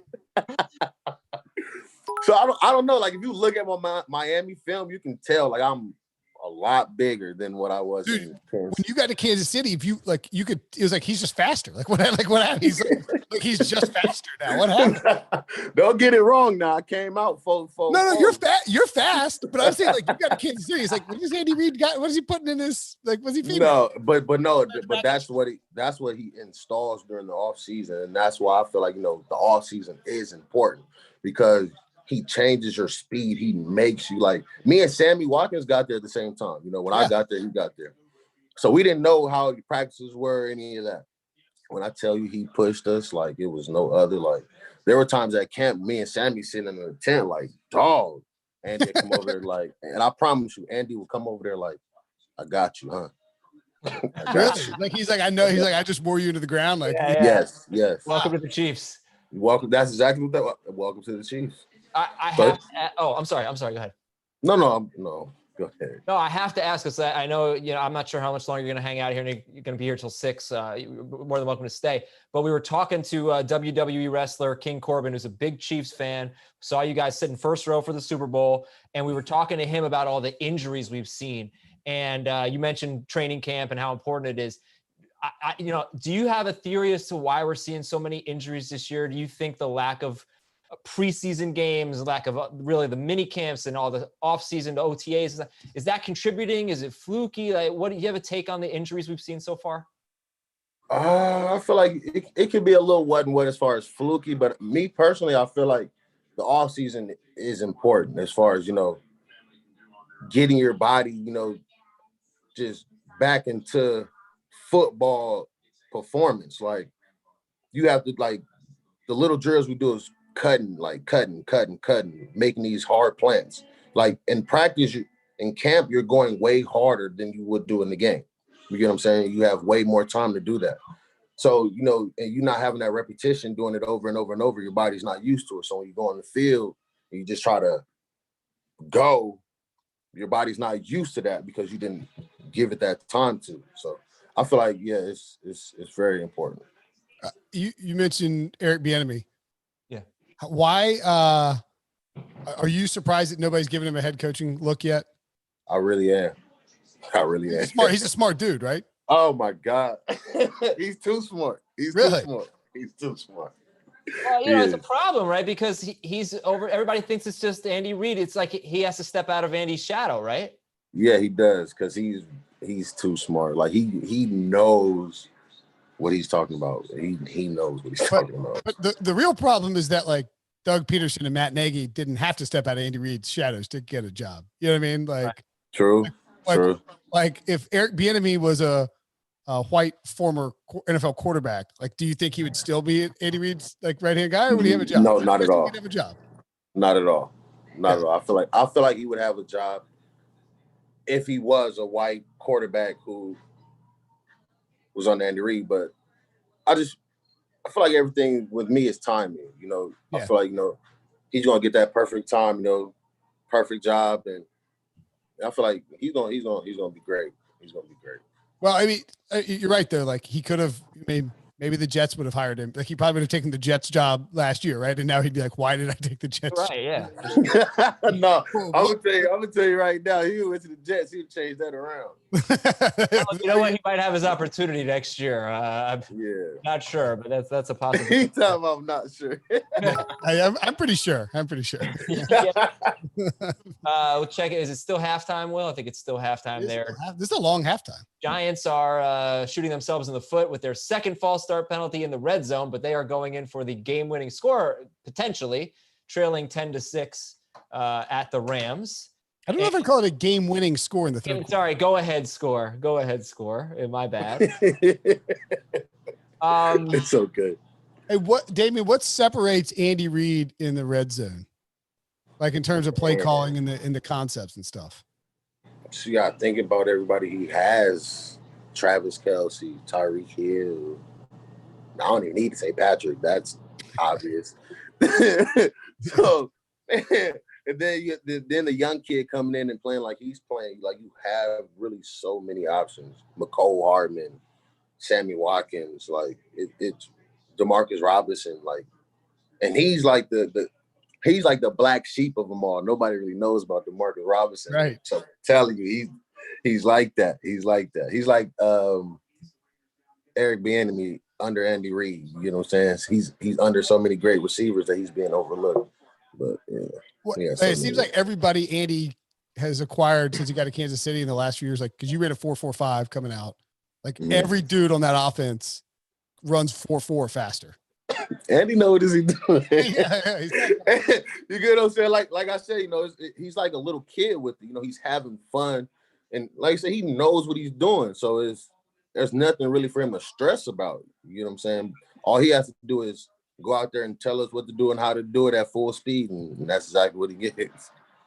We're gonna let you go, Damien. We appreciate it. But I wanted to ask you: do you play fantasy football? No, not at all. Not at all.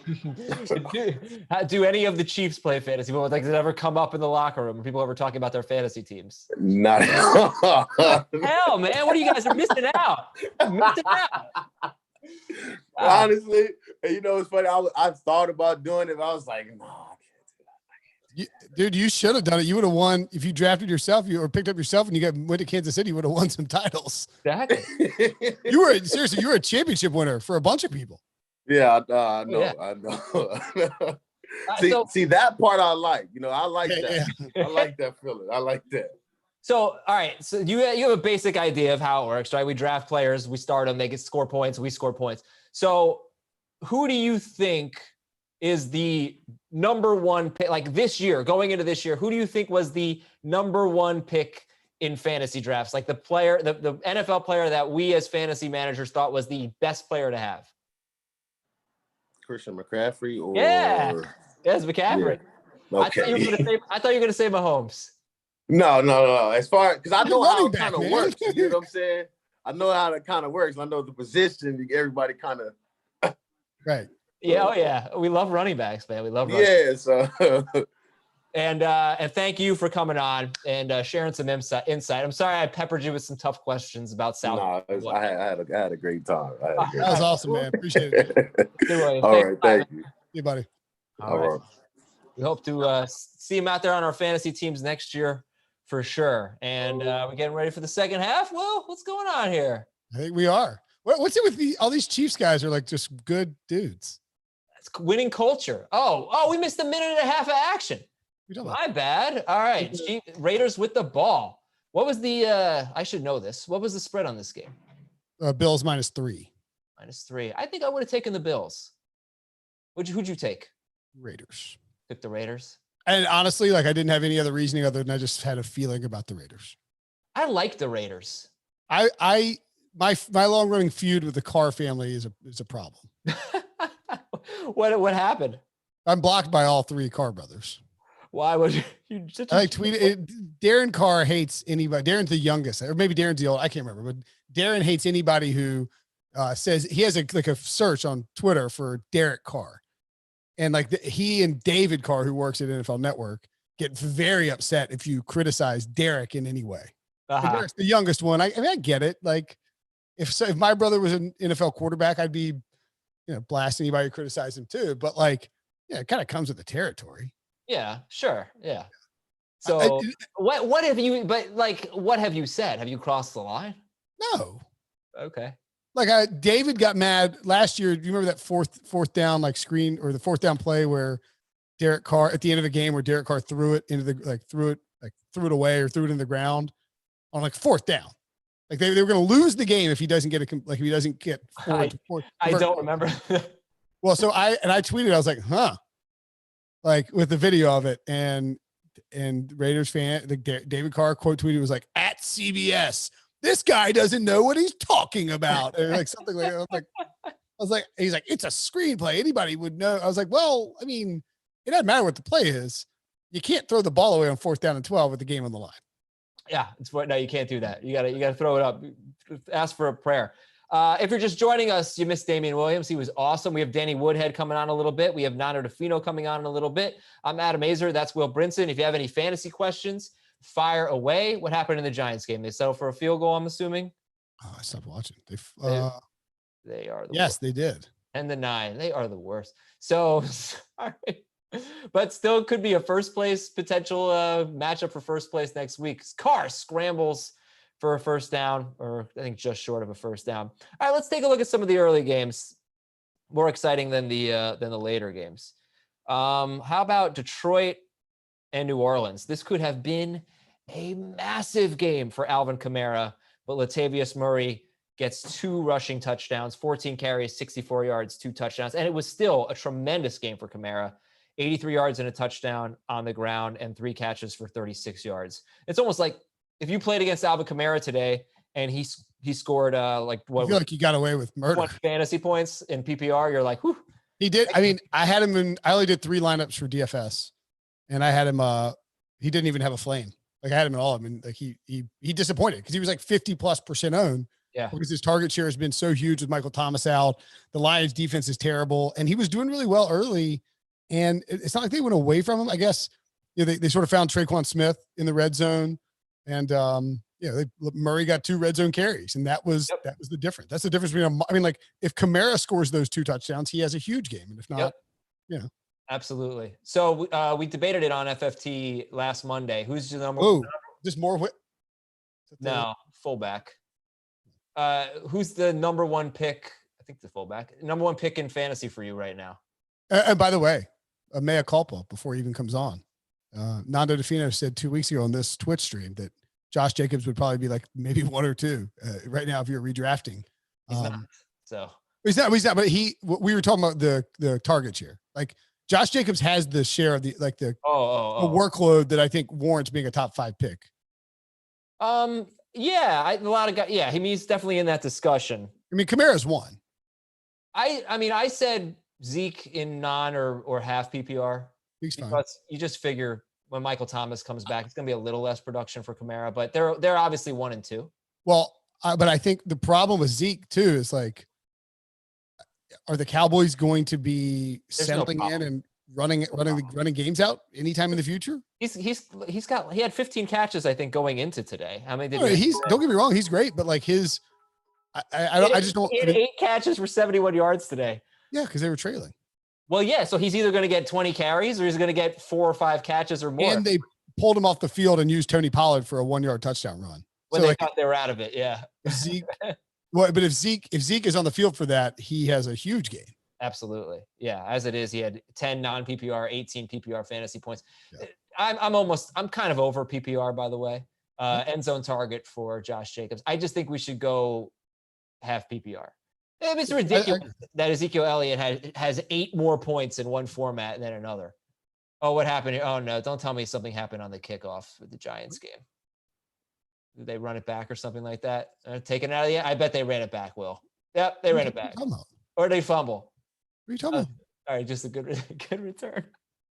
Good return for the Rams. 1-yard return. They go do it on red zone or something? Yeah, I'm on red zone.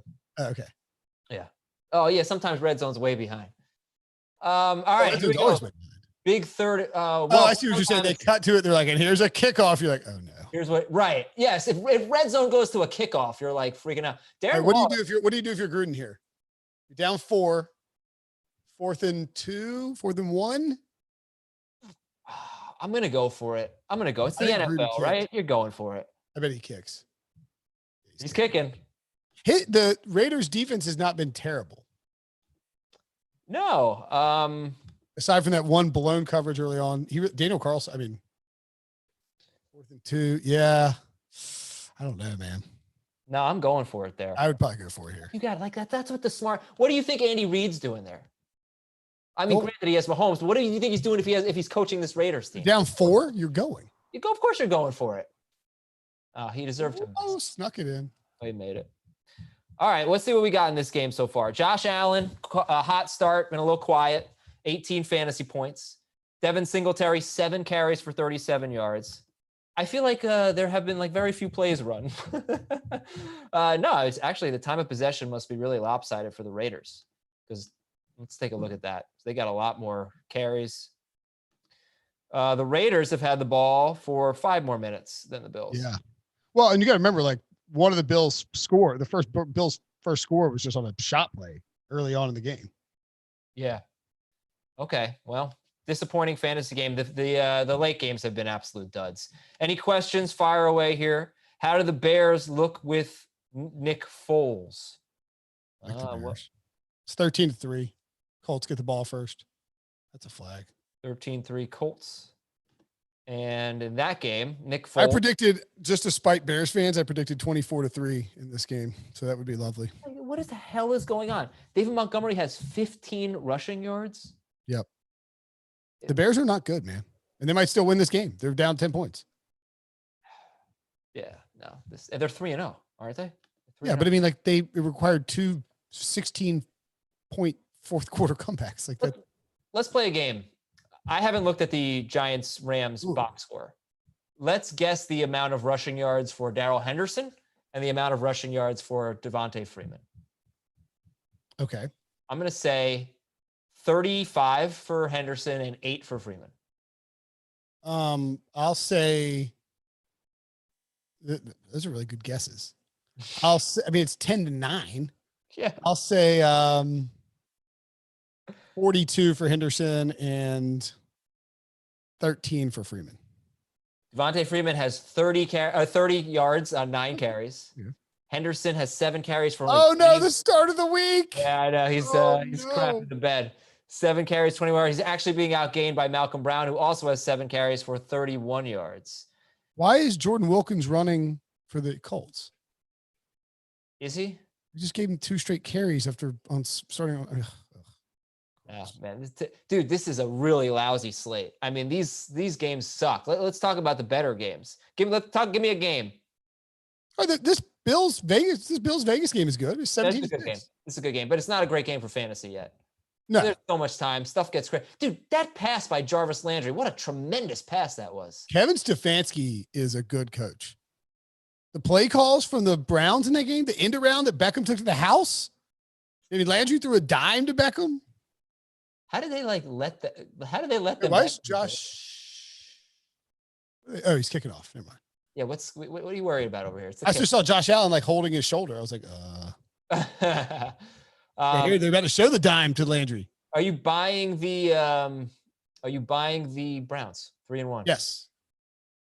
I don't know if I'll buy them. I mean, they beat the Jaguars, obviously the Cowboys and Bengals. the Bengals. Yeah.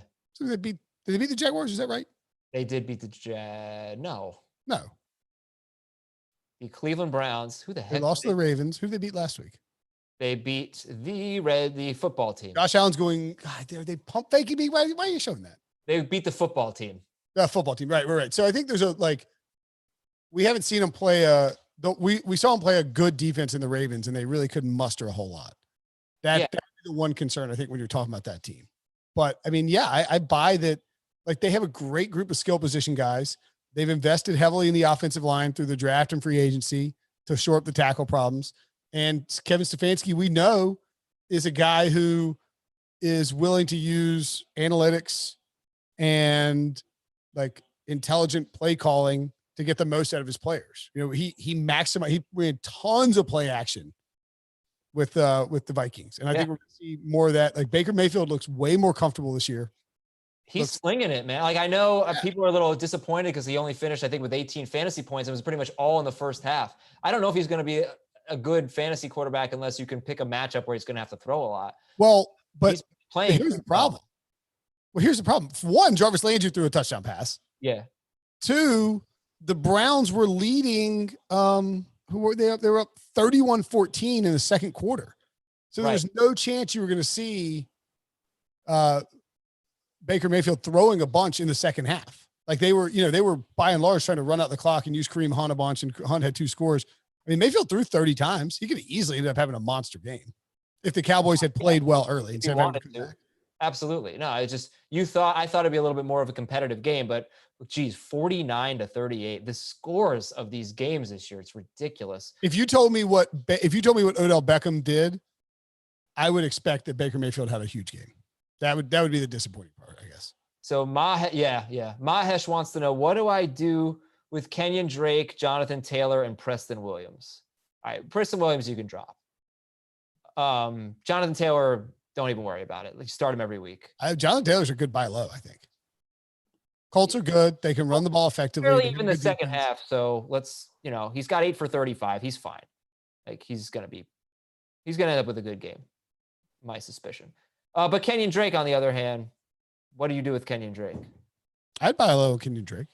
He's seeing the opportunity. We know this is a good offense. Your boy got lit up in the Giants game. Who's that, Tate? Yeah, it's so hard to evaluate players, quarterbacks, because watch the Giants. They're never open. These receivers are never freaking open. It's ridiculous. Ooh. 3rd-and-1 play. Nice stop there by the Raiders. All right. You got a punt here, right? Yeah. No, you don't have to punt. All right, here we go, folks. We got 4th-and-1 right around midfield, 6:40 left in the third quarter. You're winning 17-16. You go for this.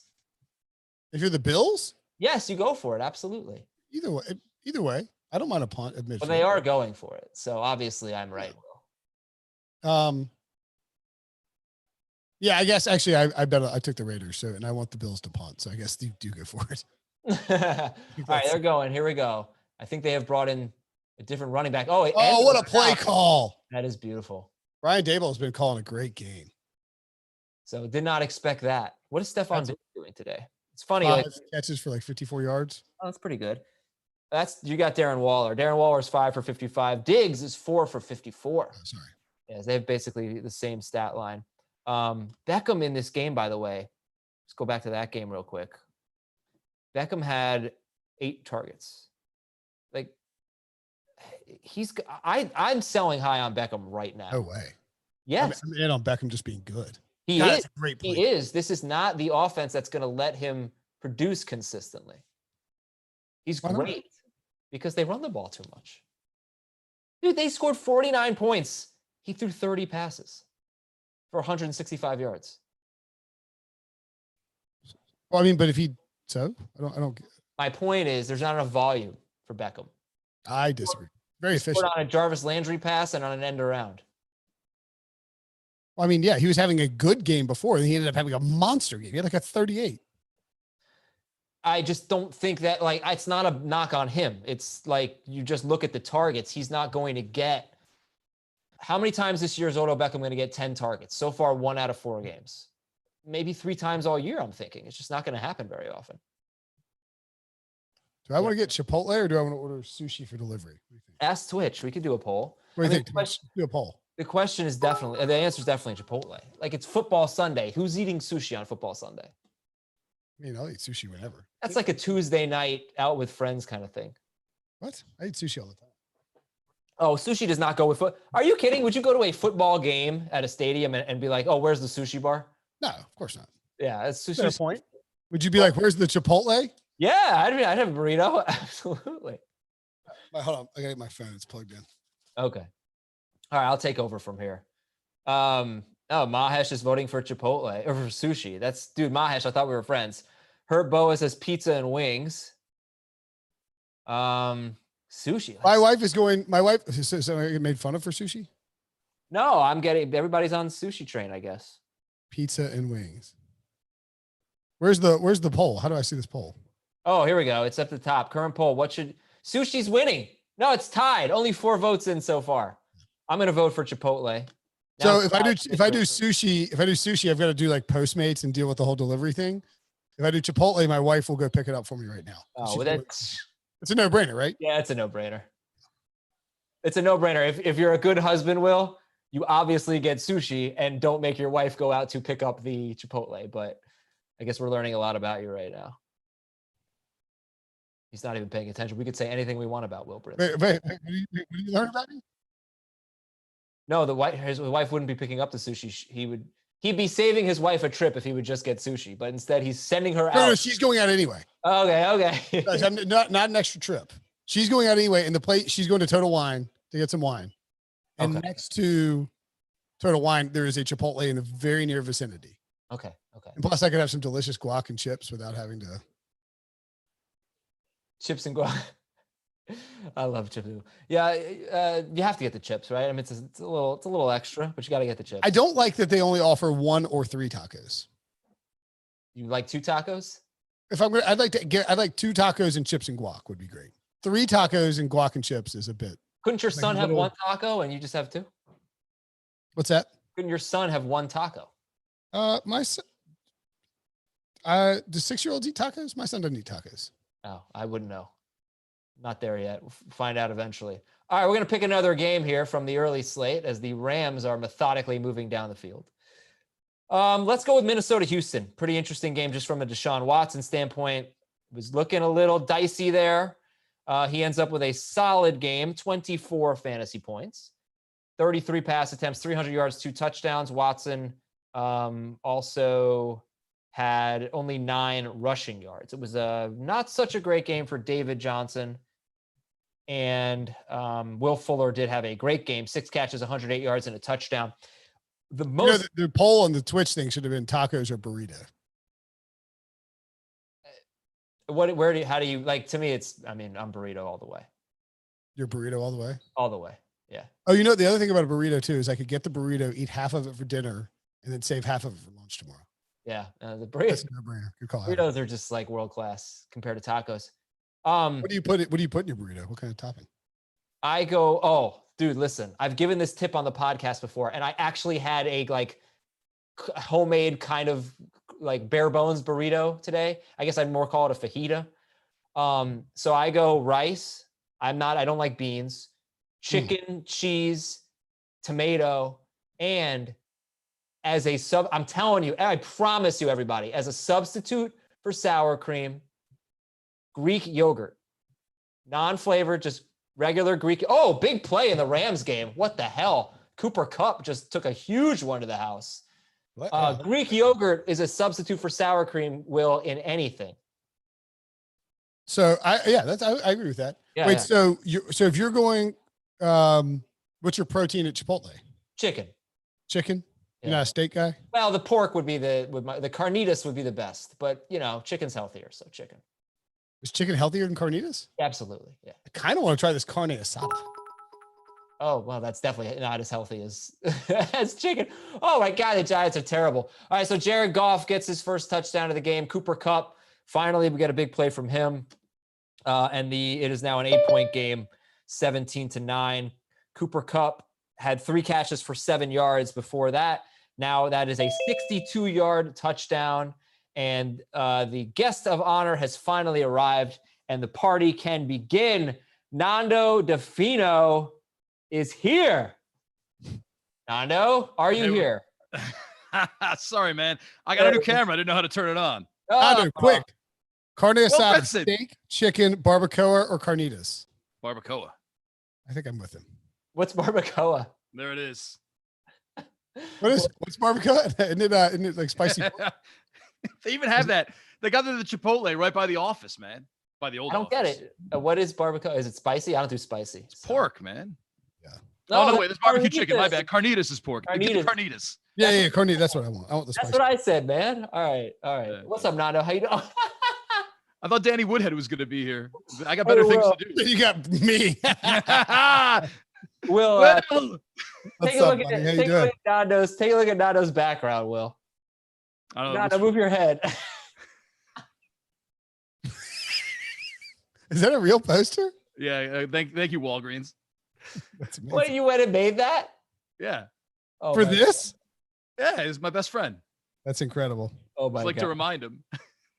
Thank you, Nando. I'm definitely not your best friend, but I appreciate it. Well, you didn't return any of my texts today, except for the one where you angrily said, "Well, I'm on air, man."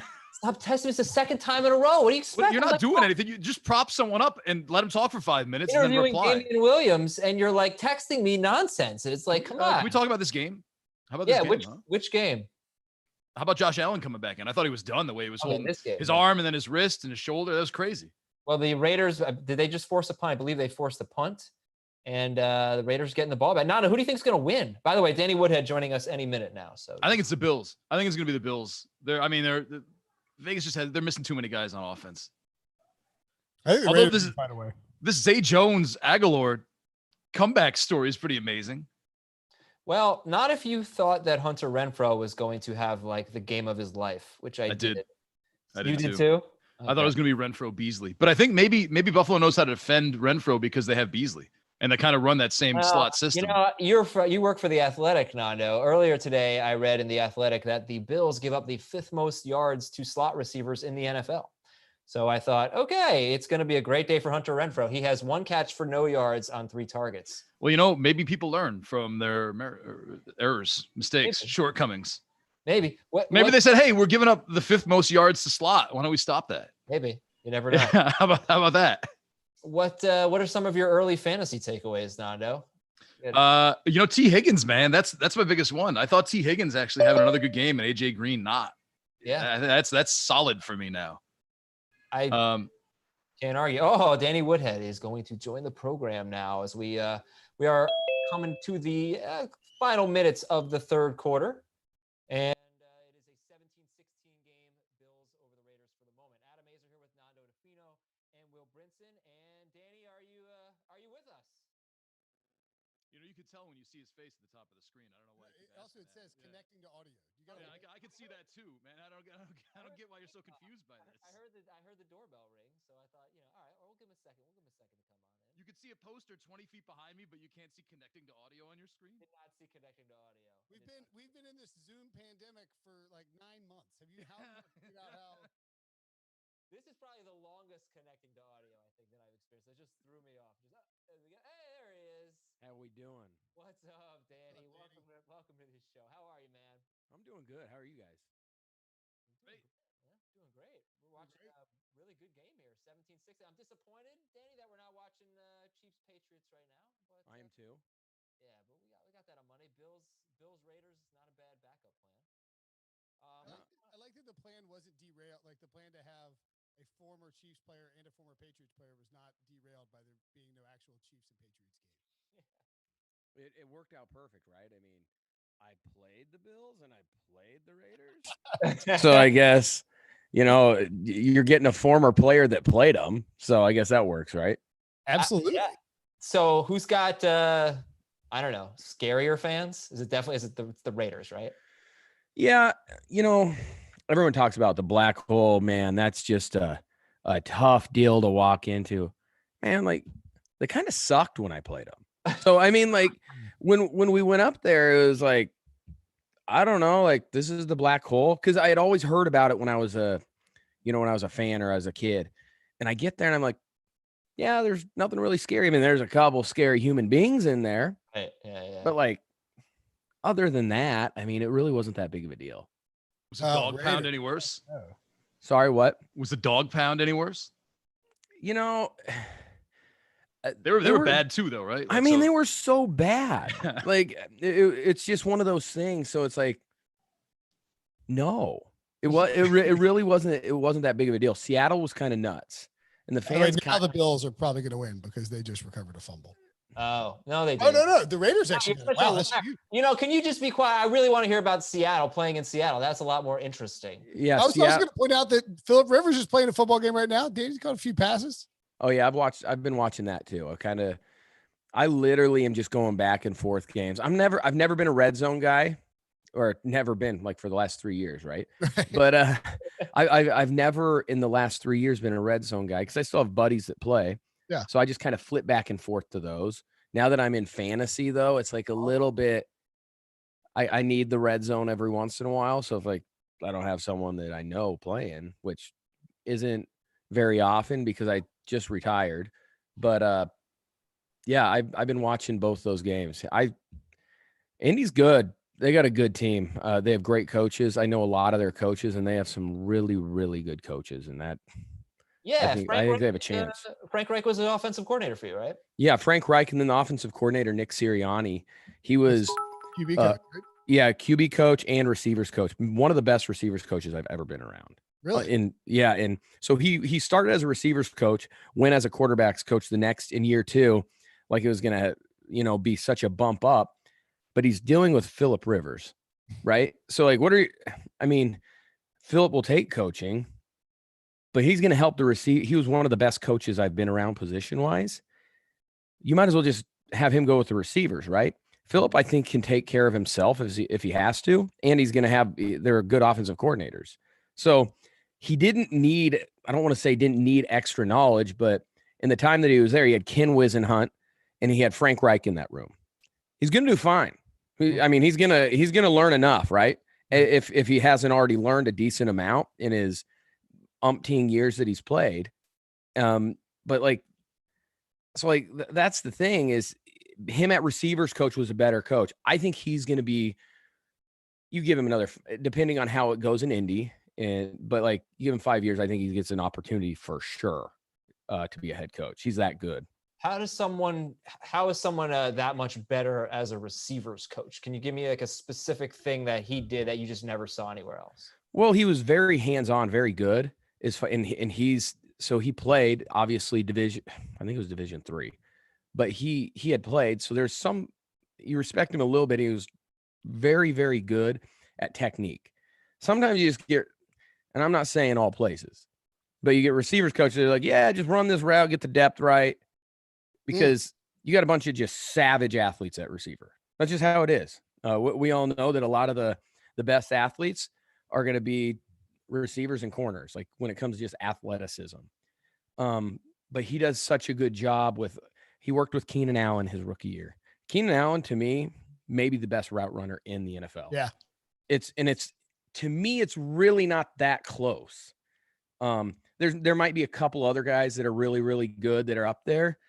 But I mean, he's in a different stratosphere. So if you're going to put a couple other guys in that stratosphere, from those 2-3 guys right below him, there's a little bit of a drop. Now his technique is phenomenal. It's stupid. Yeah. And he lulls you to sleep.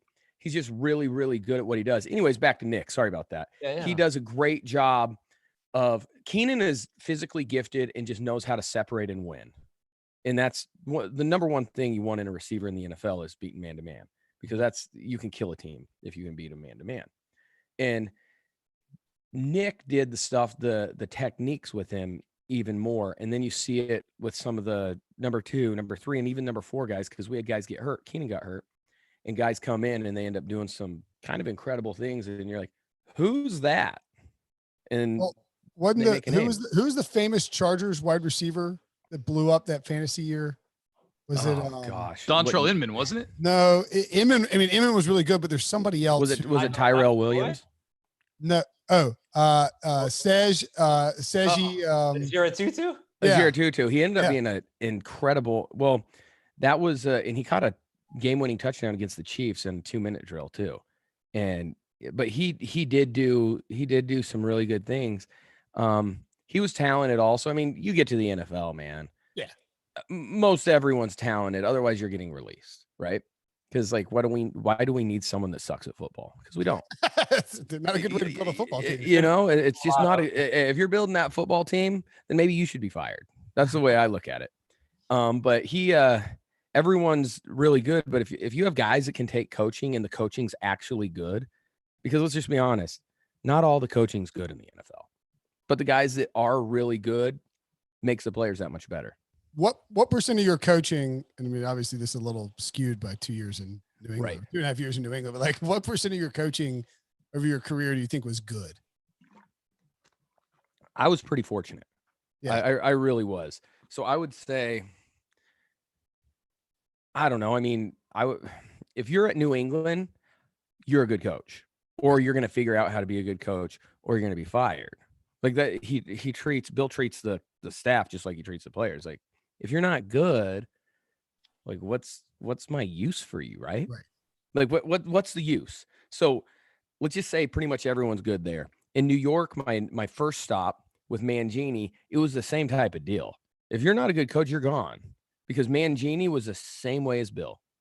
And then I had partial with Rex, and then I was in San Diego. The offensive coaches, don't know much about the defensive coaches in San Diego. Offensive coaches, I would compare them to New England. So if I would say my offensive coaches in San Diego were very similar to New England as far as I don't want to say brightness or schematics, just how good they were. And then I'll say I loved, I got along with all the other coaches. I'm not saying they're all, you know what I'm saying? But I say there's this tier: New England coaches, New York coaches at the beginning, at least you have to have something on the ball. But then the San Diego offensive coaches, I would say the San Diego offensive coaches and New England coaches were all at this level. Ken Wisenhunt was amazing. Reich was awesome. Sirianni's amazing. Steichen, who's the O coordinator at, I'm going to call it San Diego because that's who they are to me. Right. At San Diego. And then, I mean, they had other coaches that were really good too. So, man, I was blessed. I'm not going to give a percentage because then it's really going to make me sound like a jerk. But there's not great coaches also in the NFL. Danny, can you explain, so today, there's some report that Bill O'Brien's going to take over, the offensive play calling more in Houston. When I think you had McCoy and Reich at the same time, right? And McCoy was kind of like an offensive mind too. How did that work? How did they share the responsibilities? What does it mean when O'Brien's I'm taking over everything? When you had Reich and McCoy, were they kind of in tune all the time and Reich was doing some of his stuff? McCoy, he didn't really ever say we're doing this. I mean, he had the final say, but he never said that. He gave his O coordinators room. Nice. Which I thought was incredible. Mike McCoy, by the way, one of the better coaches I've been around. Nice. Some people are going to be like, man, Mike McCoy sucked. You guys went from 9-7 and making the playoffs to sucky Suckville, right? That's what some people probably think. And I mean, some people don't understand that it's not just the head coach. There's decisions the head coach doesn't get to make at some organizations. There's some organization that is you have to play this guy, and this guy because of maybe someone higher. I'm not naming names, but it put him in a tough predicament. Jerry Jones. I don't even know who that is, right? But if that were a guy that is involved with maybe the Cowboys, yeah, I get it. But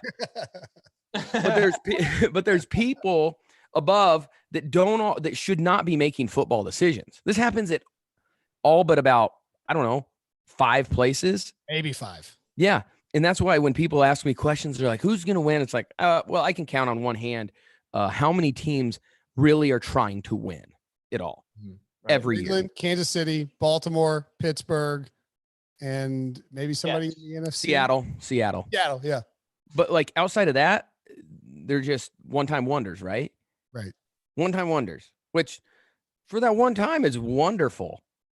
But for the other, I don't know, 10 times, it's not so wonderful because there's people that are worried about like, oh, we got to play this dude because we drafted him. Whereas like Bill, he's like, I don't really care. You're not good. Man, I've seen some first and second rounders not even be on the active roster or like on the depending on the year 45 or 46 man roster because he's like, this guy's not helping us. Hopefully next year so I don't have to release him. But I've seen Bill release second rounders in like year 2. Like that's around the league. That second rounder's playing in year 3, no matter what. It doesn't matter if he's one of those trash bags or if he's really good. He's playing and he's getting 90% of the reps because you know what? That guy upstairs drafted him and I have to play him. So a lot of guys end up losing jobs. Like I'm not saying Mike McCoy, but you can kind of read between the lines. Right. You know, if you don't get to make your own decisions, like, so if you guys, what you're doing, if you never, ever get to decide what you say, it's going to be pretty not cool. Well, Mike McCoy's a head coach. And if he has all these players at his disposal, but's told only he can play this guy and that guy, it's like, I'm the football coach. You're upstairs to do upstairs stuff, not to be a football coach.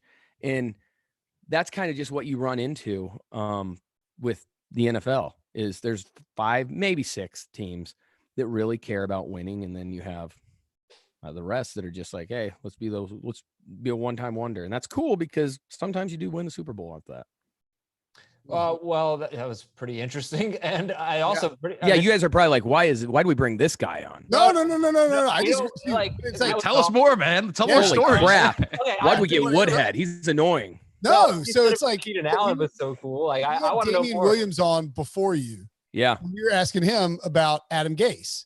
Right. And you don't want to, you feel bad. Like you don't want to have, current or former NFL players on and be like, hey, tell us like why this guy was your coach. You like, you probably talk to regularly sucks. But, with Gase, it was like, that's the same sort of thing. Like he keeps picking these spots to go coach where he might not have, full say. Like these coaches make mistakes with their job selection when they go, like, I know Mike McCoy really wanted a head coaching job and he knows he's only going to get a couple of shots, but by going to San Diego at the time, you are putting yourself into an organization that, may not be best set up to let you do what you think you need to do best. The thing that was interesting about Mike is the year we went 9-7 and made the playoffs, he had full say. He had full say. And it was to the point, like some of us were kind of getting annoyed, like, shut up, Mike. And he's not listening to this. I wish he was because he'd laugh. I get along with Mike great. But we were like, gosh. And we'd impersonate him and like just his annoying sayings and whatnot, what you do with all coaches. But he had a full say. And then so he could keep, the biggest thing in the full say is you can keep people accountable. So if a guy's late for meetings, if a guy's doing this, that, and the other, well, he can sit him. He can do whatever the heck he wants. Well, slowly, year 2, I haven't talked to Mike about this, but it was pretty evident by players that like, oh, he's not the same as far as like, he doesn't get all the say. He doesn't get all the say in who plays, doesn't get all the say in, I don't want to say punishment, but just like keeping guys accountable. Because if you don't, what's the number one thing they do in New England? They keep guys accountable. What's the number one thing at all sucky teams? They don't keep guys accountable. Right. They just don't. And it's, hey, and Tom Brady for, I don't know how many years for the last, this is 20th year. So the last 19th year or 19 years, he got laid into as much as anyone in the meeting room. And it's the greatest of all time. Did Mike McCoy do that to Phillip Rivers in year 1? Not as much, not on that level, but I think you probably need to be Belichick to be on that level. But he would say stuff. Mm-hmm. But the thing is with Phil too, there's certain atmospheres where you don't have to. Like Phil's never late. Phil's never not studying. Phil was never, you know what I'm saying? Like he was always towing the line. Right. And then you have all these other guys that aren't towing the line. It's like, well, there's probably a reason that we're not winning games. Right.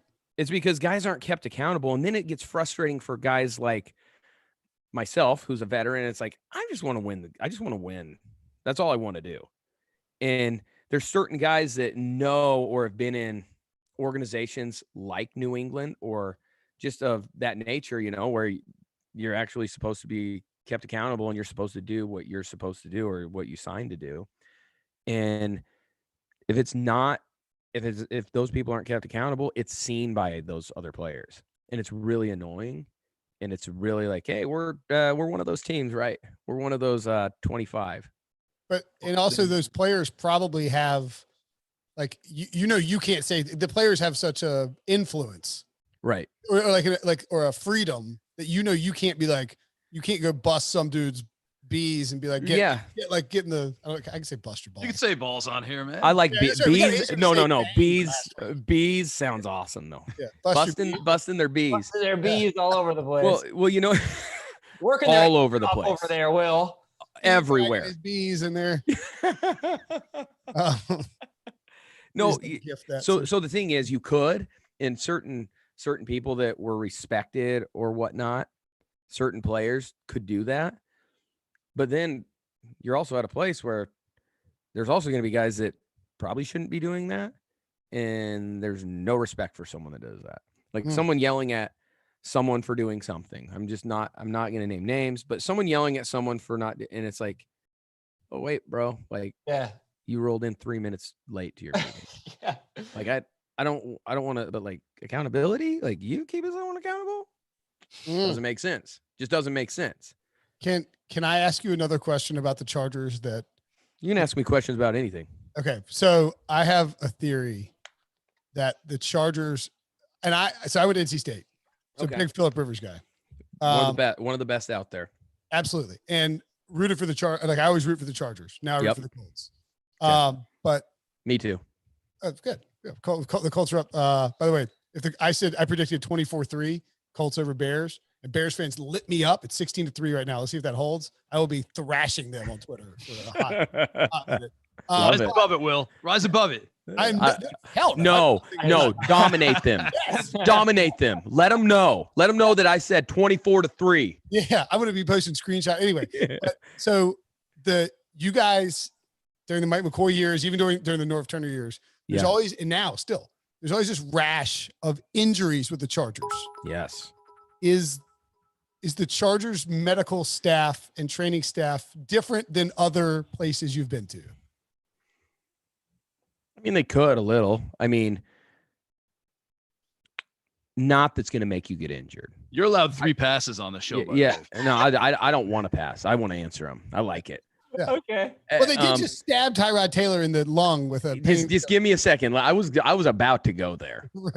I was getting ready to go there. I mean, me and my buddy had a whole podcast going there.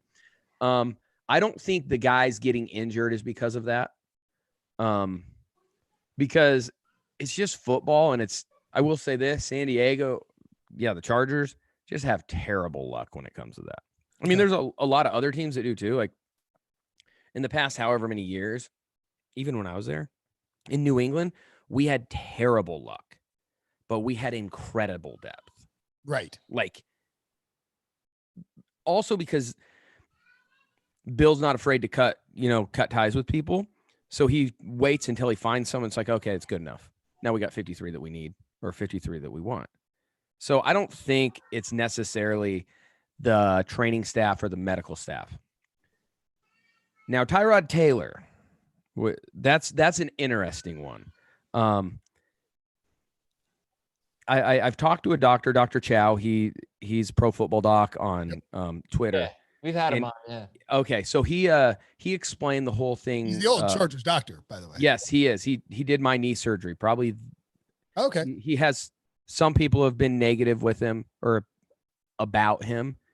One of the best surgeons I've been to. I tell you, Danny, I've enjoyed him. He used to come on once a week on our podcast last year. I really liked talking to him. Like we developed somewhat of a personal relationship. I thought he was a great guy. So I know he takes a lot of heat. Yeah. I liked him. He's actually really good at what he does. But there is an issue, right? if you're puncturing lungs with needles, and I'm not a doctor. I have a brother that's a doctor, so I can answer the question.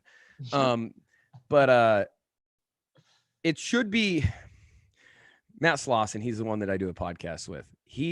Plug the podcast, by the way. What? Oh, Out of Nowhere, OON Pod, or at OON Pod on Twitter, Instagram, whatever social media crap. I don't know. But are you just doing that on your own, or is that like through a network or anything? So it's through I have a business partner, and we have a consulting company called Performance Mountain, and he's done pods and stuff for years. So now it's called PFM Media, and he's now kind of running that. So we have a consulting company, but also doing pods. I mean, it's a blast. We have a lot of fun. Your microphone is like the greatest. I've never heard a crisper microphone in my life. Like I'll take that, man. I have microphone envy right now. I love that. That's good, because then I'm sounding halfway decent, right? You sound great, yeah. But back to the whole deal. He goes, he kind of breaks it down, because he was there too. He had a bad experience with just an IV, and like they had to poke him like a million times. And I mean, he's a big lineman, and his veins are like, huge. So it's like, anyone can do it type deal. Well, his arm ended up looking like a hamburger, because it was just chopping at it, just kept chopping at it, trying to IV him. Not saying IVs, injections, totally different, but wouldn't you, and I don't know this, wouldn't you want the best to take care of your players? I don't know, this LA doc could be an incredible dude, maybe an incredible doctor, but they also have in all their interviews in the background, which I get, they have the Hogue, it's some hospital or whatever. So do you think Hogue's paying for that? Without a doubt, they're paying for it. Yeah. So you're just getting the Hogue doctor, right? Yeah. I never thought about what you just said. Like the San Diego, LA thing. Like you go to LA, you're familiar with San Diego. You show up in LA and you're like, okay, let's find a doctor, right? Is that how it worked? Like they didn't bring a doctor with them from San Diego? Well, I don't know, because I left, it wasn't because I didn't want to go there, but numerous. That was my free agency. Different reasons why I didn't want to go. Right. Yeah, we'll ask you about that next. I didn't want to go to LA. But I mean, Hogue is obviously a sponsor, so Hogue doctors are probably going to be doctors, right? Mm-hmm. Yep. Do they pay money for that sponsorship? Without a doubt. And I'm not saying that this doctor's a bad doctor, but this isn't just the Chargers. This is plenty of teams. It's like, let's do this other thing and think of like, we're $1 billion business. Let's waste some money on the best doctor in America. Yes. I know that sounds just crazy, like, hey, I don't know, because they're not paying, they're getting paid to have these doctors. You know what I would do? I'm paying a guy $500,000 to $1 million just to come on as a team doc. Because when you're worth $1 billion, that $1 million's nothing. I'd give him a percent of the team. Like, listen, dude, we win a Super Bowl, you get a bonus. You get 1% Yeah. of Chargers. Come help us win. And if you puncture the lung, it obviously decreases. Right. Your value is a little bit less. Yeah, every puncture lung is like 5% less. Maybe they need a bonus structure, right? Right. Like, hey, you don't puncture a lung, you get a $50,000 raise or a $50,000 bonus. Find a pain on the first try, and you get a bonus. But it's really interesting, Danny, because the one thing that people, I think that NFL teams forget. So you have a salary cap, right? There's only so much you can do in terms of building out your roster with players. Yeah. That salary cap does not include team doctors. It does not include coaches, right? Like smart owners should be like throwing money at these spots to try and gain advantages in how they play and how they win. And they just don't. I mean, if I was an owner, which will never happen because I don't have that much money, but say I did, right? I'm you thinking could be a Packers owner. Yes, I could. What is it, like $100, $150, and I get like a certificate that said you're an owner. And the worst part about it is like the people believe it. They're like, oh my gosh, we're owners. It's like, no, you're not. They just want your money. Nothing worse than someone with a Twitter bio that says like 14-year Packers owner. It's like, yeah, it's like block. Yeah. Right. I mean, like you're pissing off Bears fans and Packers fans. Yeah. Like don't even bother with the NFC North anymore. Yeah, exactly. That's okay. It's the guess. It's not these guys. All right. It's the guess that says it's stupid. Yeah. But But I mean, where were we? What were we even talking about right there? Still the doctor. Oh yeah. If I was the owner, man, I'm paying as much as I can. I'm paying as much as I can for food. Like I'm getting, even if it doesn't matter, I'm getting organic, grass-fed everything. I'm getting plant-based protein. Yeah. You know, I'm getting the best stuff because it's like, oh, why'd you do that? That wasted us $1.5 million. Oh, really? Really? We're making all this money. It's going to be tough. Yeah. Now me and my family are going to be struggling. We're only going to have 215 million to live off of this year. Right. Exactly. You know, like me personally don't know how someone could live off of only 215 million. Oh, right? it's tough. It'd be tough. It doesn't make sense. Especially if you had like 3 or 4 kids and like, right. Or like say Phillip Rivers wants to be owner. That he actually does need $215 million. Yes. Phillip Rivers. Phillip's going to play till he's 74 because he needs to. If I had 9 kids, you aren't dragging me off that field until like everyone was in college. That's exactly right. So you're a fantasy football player now, huh? I am now. I was in college. I mean, it changed a little bit, but I dabble. I mean, I only have 2 leagues. The first year I did like 3 or 4 and I like couldn't even juggle it. I was like, this is just dumb. I'm playing against someone that I need to do well in the other league. And it's just, for me, it was too much. Can you look at someone like Nyheim Hines and be like, yeah, that's the new me? Like I know, because this is 100 targets. This is 106 targets coming. Like this is Reich and this is Phillip Rivers. And like, this is Danny Woodhead 2.0 right now. So I look at Hines as maybe filling the role that I did. I'm not going to say Danny Woodhead, but like, yes, I see that. Like that's the type of stuff that he does. Really good player. He can catch the ball. He can do a lot of good things.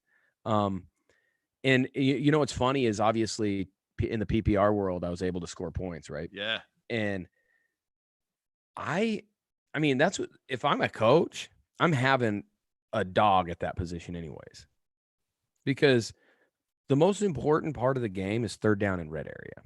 Right. So you need someone. And the offense I would have would be a little bit more to that liking as far as a New England, San Diego type of offense. I'm not running a ton of play action. I'm just not. But I'm running, third down and red area is the most important. We talk about it at every team you went to, except some teams that you may have went to might not believe it, even though they say it. But third down and red area, that wins games. So you need a back that can catch the ball. You need a back that can protect too. So I would have a dog at that position, but I also have those dogs on my fantasy team because they're going to get catches. Yep. And they're going to get red area targets. They're going to get a few carries, and it just puts up points. We always good at that. Oh, sorry. Go ahead, Adam. Do you know where you finished in 2015 among running backs in PPR? I have no idea. I had a good year. You were number 3 running back in Let's go, fellas. Behind Devontae Freeman and Adrian Peterson. You were the number 3 running back. Huge fantasy year, man. You should have pulled the Josh Allen down the field. Oh, Stephon Diggs just murdered somebody. Okay, a quick update on the game because we're watching the game. This is in the longest 3 minutes. It started with a challenge of what seemed like a John Brown touchdown that they didn't give to him. Then I think Josh Allen snuck it in. We've had another challenge since then. We had a Darren Waller fumble. These 3 minutes have been endless. And after that fumble was huge. And now they're going for Josh Norman peanut punch that? I don't know. And then they more time together, down Adam. The field to Diggs. Allen underthrew it a little bit. And then Diggs, this is a you got Moss situation. Did he underthrow? Yeah, underthrew it a little bit. That's kind of harsh. Danny, you watching the game? He doesn't have a good arm, guys. Yes, I am watching it. That's not a good throw. Anyway, Diggs mossed somebody and got in his face. How good is that, though? I mean, the whole Diggs just pickup. It was a great pickup. I don't know if they're talking about a ton because I don't watch a ton of ESPN Countdown or whatever the heck it is anymore or any of the shows. Brian Daboll's doing an unreal job right now. The game he's called tonight or today, whatever, dark, I guess, has been fantastic. Right. Was he always like he was for every other year? He was always run. And this year he's pass. Is he just messing with people or is he playing rope? Like, what's he doing? So it's always in him. Everyone knows that he's a Bill understudy, right? Yeah, the Saban guy too. Yeah. So he everyone, the funny thing to me is everyone's thinking like, oh man, it's a system up at New England. It's like, well, is it? I mean, I was there for 3 years and we did something different all 3 years. Right. So it's not really a system. The system is doing different things every game. Yeah. Well, and the thing that they do pretty good is they have these things called coaches, right? And what they do is they're going to try to put those players, the guys that are on the field running around, catching the ball, doing that stuff, they put them in the best situation possible. Can you hold on? I just want to write this down. Coaches. Yes. Coaches, Position. Okay. players. But what they do is they do an incredible job. So they're throwing the ball more this year. Well, I think he's just going, they have Diggs now. So they have an extra weapon. Beasley's a savage. Yes. John Brown can flat out fly. And then they have Diggs. And can they beat the Chiefs? I don't know if they can beat the Chiefs. I mean, I think it's possible, right? They have a good enough defense. And I think Josh Allen's going to only get better. But they have the New England type offensive coordinator. And we're going to do everything we can to make our players look really good. It's not so much, we're going to have a slot guy. We're going to have an outside guy, and we're going to have our best 3 receivers. If it's 11 personnel, we're going to have our best 3 receivers on the field, and we're going to try to give them routes that they're good at. Well, so like to your point, Isaiah McKenzie, who is not one of their best 3 receivers in Buffalo, but is like a really fast, the 2 notable plays where they used him on. One, they got him on a little crossing route early on and got him, he got a little bit of a cushion and he was able to take it for 15 yards. And then they had that 4th and 1 and they ran the little jet sweep action with Isaiah McKenzie getting on the edge. And there's no way anybody's going to stop him. No one sees him coming. Like that's just smart play calling and getting the ball. Like it's not like just get him in space, but it's like using Isaiah McKenzie in ways that will, leverage right vertically and horizontally. It's like in New England and San Diego, they played me in the slot or like on certain plays and empty, or they'd have me run option routes out of the backfield. If I were going to go somewhere and they said, hey, Danny, we got a really good idea. I know it sounds a little off, but we think we might trick them. We're going to throw you a lot of fades. Guys, that's not going to work out. It's just not. I mean, I think I might be able to catch 1 out of every 25, but I'm just not going to. I'm 5'8", and that's what it is. Whereas a lot of offensive coordinators, they're trying to. They're having players come into their systems like you got to fit the system. It's like you're probably going to get fired, right? Like that's not going to work really well. And it sounds like they're like, hey, Danny, we want to give you 300 carries. That'd be stupid, right? I mean, like you're like, no, don't do that. I don't like. First of all, I don't want to do that because that would suck, and my career would be less years. I don't want to do that. It wouldn't be a lot of fun. But it's just like let's do what we can do with him. Like Cole Beasley, they have him run the routes that he's really good at. That's what they do. Yeah. They're not going to make him be a crazy fade runner. I know that's going to disappoint some fantasy owners, but they're not going to make them do that. And there's certain teams that like, now I'm really hoping BA seems like an awesome dude. And I've loved following his career. Bruce Arians, that is. Sorry, I called him BA, but he made a comment that I didn't love about Gronkowski. I really didn't love it. Now, does it mean he's like this? No.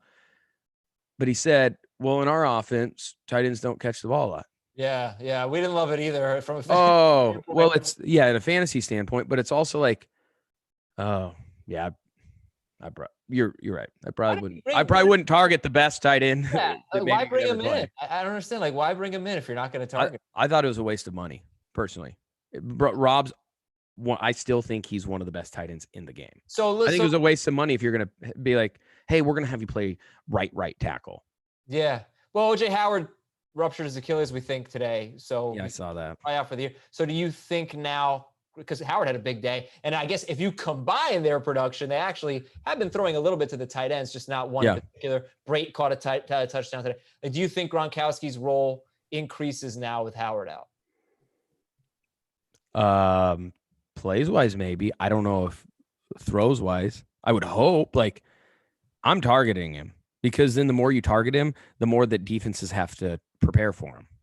Because what makes you say that he's still one of the best? I think you said we're one of the best tight ends. Like, do you think he's still that guy? He's 6'7", 255, shredded. There's not a lot of safeties or linebackers that just have him run down the same a decent amount, and let's try him. It does. That's what I do. Lost a little bit. No, he's lost a little speed, but like he was never like. He always looked like he was running in combat boots because his feet were like size 27. Fair. So like he never looked fast, and then you like see him on film, and you're like I thought he was slow, and then there'd be times on film where you're like, oh, maybe he is fast. Maybe he just looks like he's carrying a backpack and has really big combat boots on. Maybe that's just what my thought process was. But he actually was like could run. Do I think he's the best? No, but I think he's easily top 5. Is that year off? Does he need a little time now? Like, is that year off? Like, maybe he wasn't working out every single day like he should have been. Is he going to need like week 5, week 6? He'll be like, okay, I'm game shape. Let's go. I think it all depends on what you're having him do. Like I'm saying, are you having him do what he's best at? I mean, that's something. I hope so. Yeah, you know what I'm saying though. Like a lot of they said our tight ends don't catch the ball. That's what our receivers do. Well, there's a lot of things you can do with him, anyways. Yeah, like I would, right? You would think, but when you're in New England, if that's the only place you've ever been, you're like, oh, everyone's like that. They're gonna just use me to the best of my abilities, right? Sure. That's what you think. I was super fortunate. Like maybe not so much in New York, but in New England, and then moving to San Diego, and then I got obviously that cup of coffee in Baltimore. But even when I was there, it was still different. Even when I was healthy, just. We won't go into that, but it's one of those things where you just think that everyone works like New England if you've been there. So like he might not have known. He's like, Tom's there, right? Well, they are 3-1. I mean, to be fair, no, they're really good, and they're going to continue to be really good. Yeah. By the way, huge stop for the Bills defense on 4th and 1 at Raiders 35-yard line. They run it with Josh Jacobs on that drive. I mean, Carr threw like 3 checkdowns. What? Derek Carr throwing checkdowns? No, but I mean, come on, you're down 14 points in the fourth quarter. I can't see what's going on with the receivers. I don't know who's open. But they gained 9 yards on 3 pass plays, and then they get stuffed on 4th and 1. That's very frustrating. That's something that would actually be really, like, when I'm watching games even nowadays, I would love to see the all 22. Yeah. Because, like, and I'm sure, so Tom last year, everyone wanted to say he lost it. And I'm just like, there's nobody around him. It's like, could we just get the all 22? And that's all we have to do. and then you make the same. I personally think Pat Mahomes is unreal. Like, so good. Old take. Who does he have around him? Right. Tyreek Hill's decent, right? Yeah. He's all right. Like, he can get open. Watkins can get open. That young kid, 17, what's his? Hardman? Yeah, Hardman can get open. Travis Kelce, well, he can get open. Running back, they always have someone that can get open. How many guys is that? 5. Every single guy around Mahomes. How many guys did Tom have last year? Edelman and White. Edelman, but then the thing is, you can double Edelman. Yeah. And you can double him with not insignificant guys, but because he's in a slot, you don't have to take the safety completely out. You can have 2 guys going inside out, which completely kills if you have no one that can win man-to-man. And last year, they just didn't have anyone that could win man-to-man. I mean, James White could, but you blitz him, so then he can't get out on the route. So I have a question for you. Who's a better route runner, and how close is it? Keenan Allen or Julian Edelman? It's different. It's their styles are different. Mm-hmm. I'm blown away. That's a hard one. That's really hard. He's tremendous to me. I mean, like, look, I know nothing about football, so I don't like to judge route running, but I can see with Julian Edelman, this guy is slippery. Like, he gets open. He's incredible. The thing that he's really quick. He's actually really fast, because some people just don't think he is because he's just the slot receiver at New England. And they think, oh, he's probably not athletic, but he's really smart. That's probably the furthest thing from the truth. He's smart, but he's really, really athletic. Some of the stuff he does, I mean, it's hard. He's up there with one of the best receivers I've ever seen in person. They're just different. It's a different style. Mm-hmm. Wait, I let me ask. Did you guys joke about having a bunch of short white dudes in the offense? Yeah. Welker and Edelman there, and you. Yeah, you know, it's like a bunch of me and my friends. It's very similar to you and your friends. I don't know your friends, but I feel like that's what your friends would look like. They're all just 5'8". Like I mean, yeah, like I'm 5'8". We had my first year there. We had a package called Rabbits. It was myself, Edelman, Welker. Deion Branch wasn't tall either. No, so it was like little guys, and I can't remember who else. I don't know who the tight end was at that time, but it was because we were all very short. But I mean, yes, there's some short white guys, but there's just short guys there. Short guys in general. Right. And the thing is because the thing that's very important there is you have to win against man to man, and if you can't win against man to man, it's going to be hard to win at all. Because if you go up against a team that can cover you man to man, well, then you're dead. Right. Because just stop the run and we'll play man to man. That's all you have to do. And you'll see that sometimes with teams where you don't have guys that can win man to man. Now the Chiefs, not one of those teams. Right. And but back to the Chiefs, sorry, that all over the place. But they do such a good job. And Andy Reid's incredible scheming plays too. There's guys that are just walking. Right. That's what I noticed about the Ravens last year. I was like, God, everybody is so damn open. Nobody knows how to defend this team yet. I don't know if they're doing a better job this year. Yeah, not. that's the Ravens. That's an interesting deal. Lamar Jackson's an absolute freak of nature. He's like a video game create a player type guy. Yeah. Because you jack him up to 99 speed. Well, because he is. And then they run the ball so much, and it's just that's where play action works. So I retired, and then Lamar was there.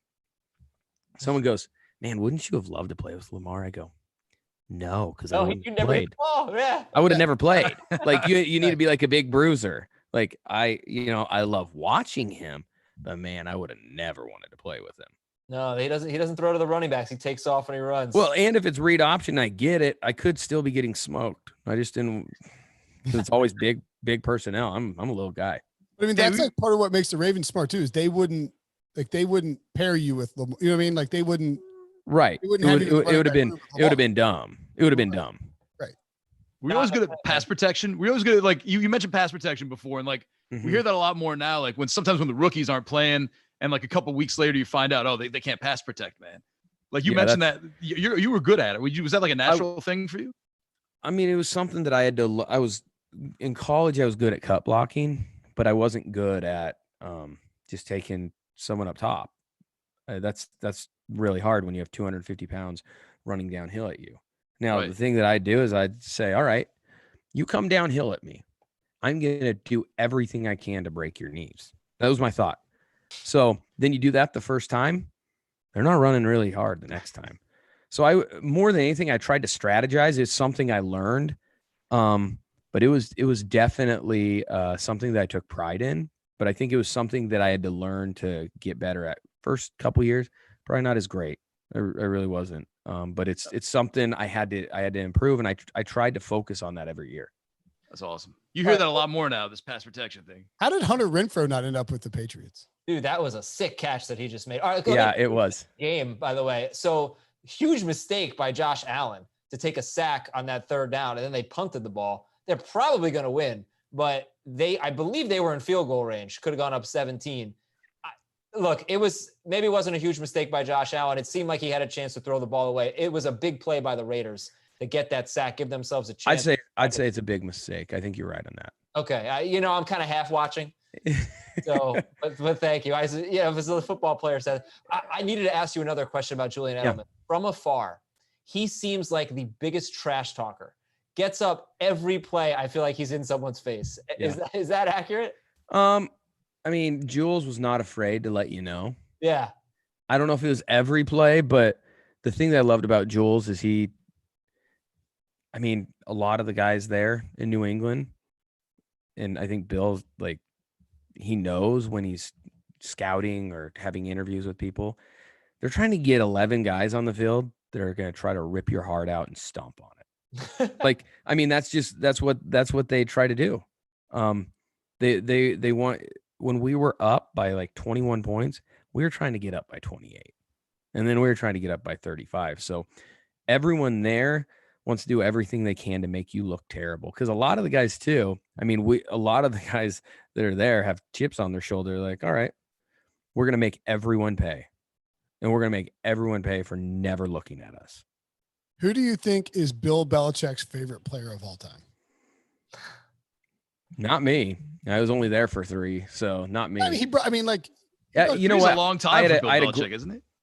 Bill was great. I had a good relationship with him. Can you like text with Bill? Is that a thing people do, or is it just sort of like? I've never really thought about that. I've never really thought about doing that, to be honest. That's what I meant. Like, I don't mean it's like a you thing. I mean more like. Yeah, I don't know if a lot of people do. Oh, that was pathetic. That was pathetic. Did you see that? Why are you calling Danny's answer pathetic? Yeah, how about you listen to your guest's answers, Adam, instead of watching football? We're asking Danny that wasn't good. Bill Belichick. That sealed it. Great answer. No, this is a 14-point football game. That was the best question we've had, Will. I'm very, very interested to know the answer to this. Who is Bill Belichick's favorite player of all time? You know what? When I was there, it was Kevin Falk, and I wouldn't be surprised if it was still Kevin Falk. Okay. Kevin Falk was his guy. Matthew Slater, but Kevin Falk would win. Matt Slater might be too. He's been on the Patriots for like, no kidding, like 15 years. And I will say this, he's an incredible leader and an incredible player. And that's what they do, is they're just trying to get all-stars at every position, and his just happens to be special teams. And some teams don't take special teams as serious as like that. Like, you'll have guys that's all they play. And that's what Slater does. He knows the offense, and he'd be ready if he was called upon, but that's not his job. His job's to be the most savage Pro Bowl special teamer in the league. And he's been that for the last, I don't know how many years. He was drafted in 2008 in the 5th round by the Patriots. Yep. He's never played for another team in his entire career. That is like he's a captain every year. It's almost impossible to get drafted by Bill Belichick in 2008 and still be playing for Bill Belichick in 2020. Yeah, you got to be doing something right. Not even on the field. You just have to. He's a high character guy, and so off the field, he's like a perfect guy there too. My most embarrassing moment as a sports writer was in the 2011 Super Bowl. I guess you were there, right? In Indianapolis? Yeah. Yes. Yeah. Tough game. But the scored a touchdown in that game, right? I did. That's right. It was pretty cool. Because Ocho was on the team, right? But I go up to the podium. Yeah. I don't know who I was looking for, but I didn't read the name tag right, and I asked the question. I think I was looking for a McCourty brother, or maybe Devin McCourty. Okay, yeah. It was Devin at the time. Yeah, but it was, and he looks down and he goes, "I'm Matthew Slater, dude." I was like, "Oh my god!" and it was an empty podium because Matthew Slater. I was like, "No, I remember that." He said that Will Brinson. I can't stand him. I'm like, whoa, come on, Matt. No, he didn't say anything. Super Bowl, and I was like, "Oh my god, this is." That was after the game or before the game? No. It was the media day. Okay. That's funny. Well, at least you didn't do that after the game. Because they don't like. That's the thing about Belichick. Like, not every, like, you probably didn't have a podium at the media day, right? Like, no, you just had to walk around. But like, Matt Slater had a podium. Belichick gave Slater a podium. Oh, for sure. That's crazy. Did you ask him a question anyway? Yeah, I was like, or did you walk away? You know what? The only person there. Have you seen any sites? Will was like, do you know Devin? He's like, yeah, I do. I play with him. He's like, how about Julian Edelman? Yeah. So can I ask you about Spygate? How big of a deal that was? So I wasn't there. I wasn't there yet. I was back in New York. Hazer, man. Yeah. Come on. And I'm not saying I'm not going to call out any teams. The stuff he asked Damien Williams earlier. I mean, I'm not going to call out any teams because I don't really believe anyone's like cheating. But if there was a team out of all the teams that I would suspect, they weren't one of them.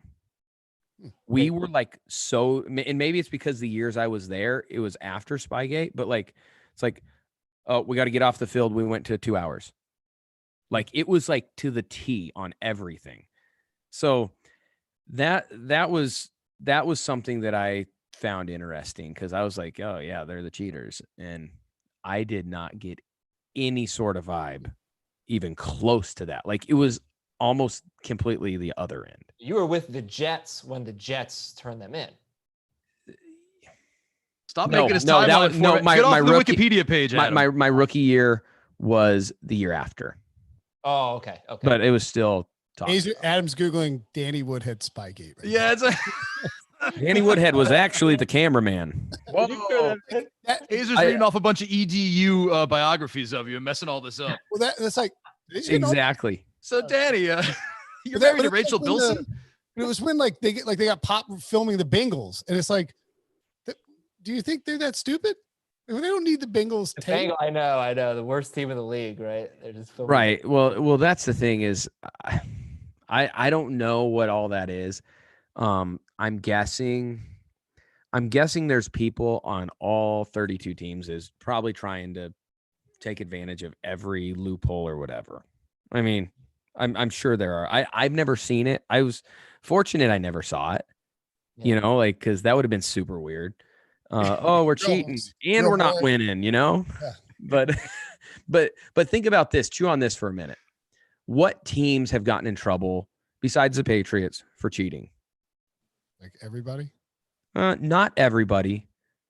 The Super Red Bowl, Sox? Super Bowl teams. I don't know. Seahawks, Oh, Ravens. Yeah.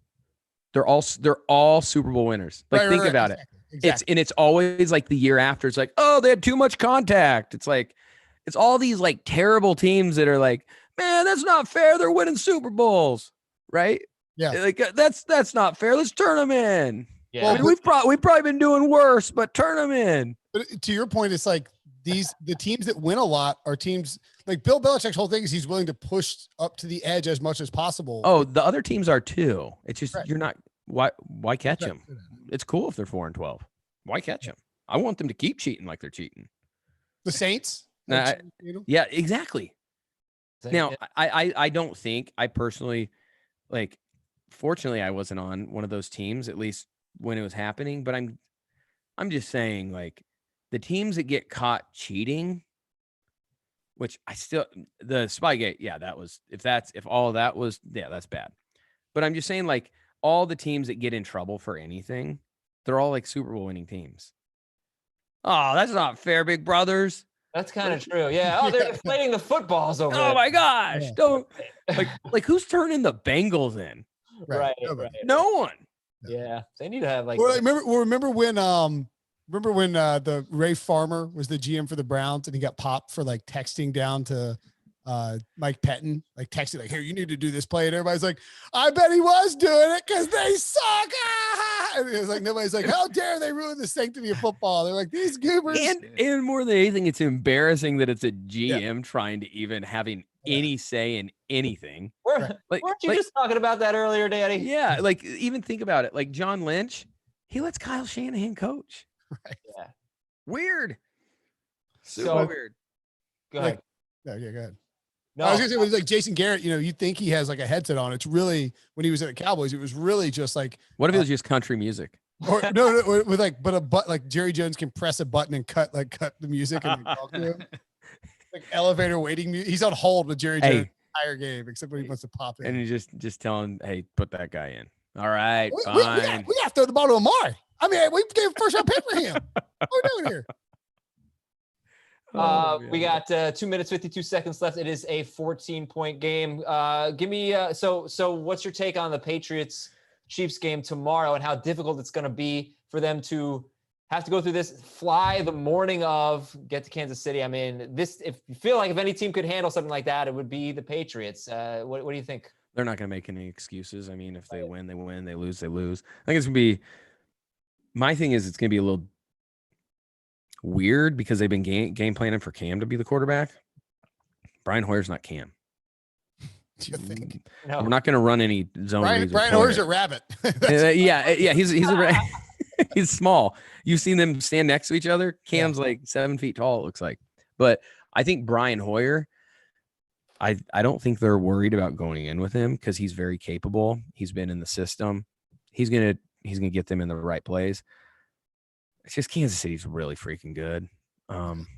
And the Patriots defense isn't the same with Hightower and Chung. Like they're not quite the same. But I think it'll be a good game. I think it'll be a fun one to watch as long as everything goes, as planned. They're not going to complain about the flying in. I wouldn't want to fly in as a 35-year-old running back. Good thing I don't play, right?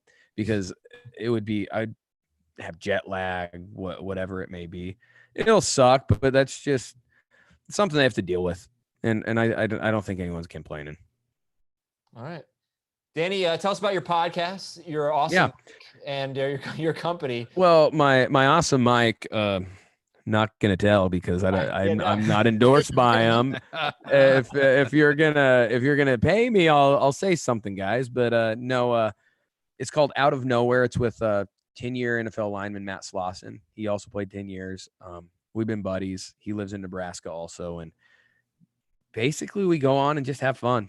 We really do. We hear. Right, yeah. Yes, only the greatest state ever. I saw that on Wikipedia. Yeah, it's the best. But him and I have been buddies for a while, and we're like, hey, should we do a podcast? And I was like, well, I'm going to do a podcast. You can be my first guest. And next thing you know, we're like, that was actually kind of fun. Yeah, maybe we should do it. And I don't think we really got serious about it until like probably 3-4 months ago.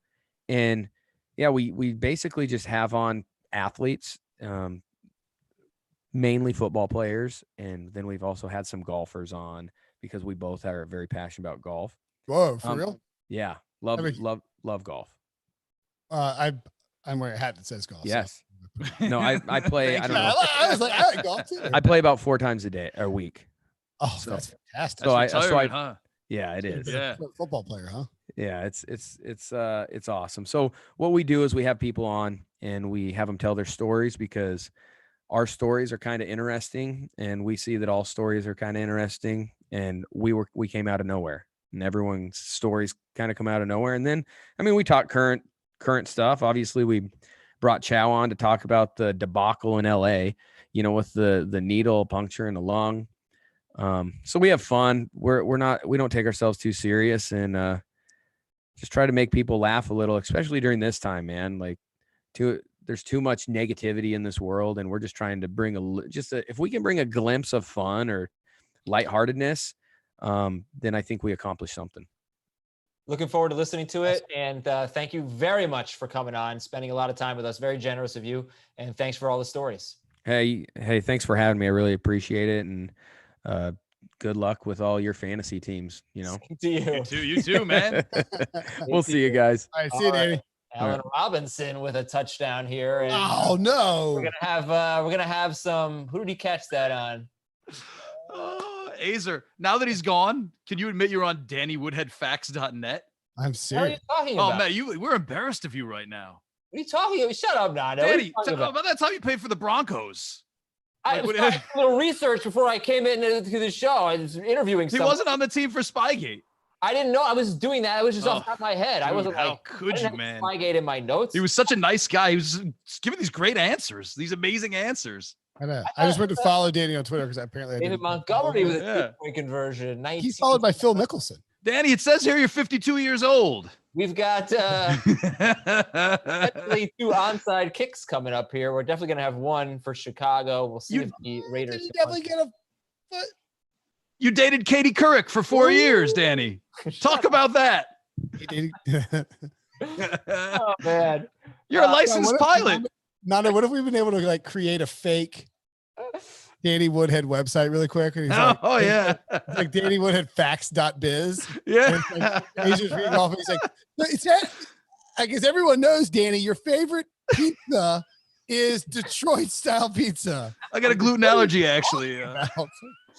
We'll just ask all the questions from now on, please. I went on YouTube to make sure I knew how to pronounce Shadron State, just in case it came up. So I was very prepared for this. Very prepared. And I'm like, so onside kick. Belichick and Azer's like, oh like a fumble in a 14-point game.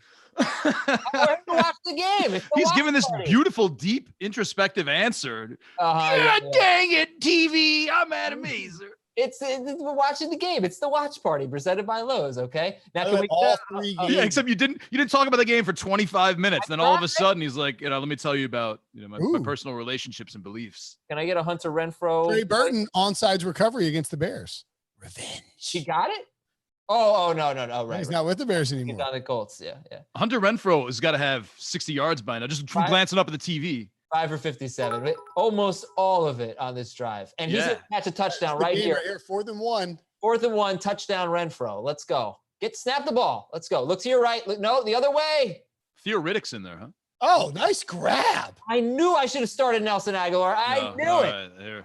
I had like a, doing an optimizer for a DFS thing. It was like Aguilar. I was like, I'm not playing Aguilar. I knew I should have started Nelson. Oh, is that his only touchdown though? Yes, but he's got like 45 yards and a touchdown now. Azer, I obviously tweeted out that I'm coming on the show to be a good guy. Our friend Brian Tetta said, thank Adam Azer for the nonstop Renfrow hype this week. Killed me. That was 35 minutes ago. How quickly the narrative changes. Now he's got 10 points in the PPR league. He still had a crappy game. I mean, he got 10 points. It's nothing. These days, it's nothing. Well, he's a nice guy in real life. Look, man, Darren Waller comes through against the Bills defense. They do a great job against tight ends. 9 catches, 88 yards, costly fumble, but great day for him. Stephon Diggs. Yeah, but what's it? Jason Witten stole his touchdown. Jason Witten did steal his touchdown. This was a really good day for Josh Allen. Again, 29 fantasy points.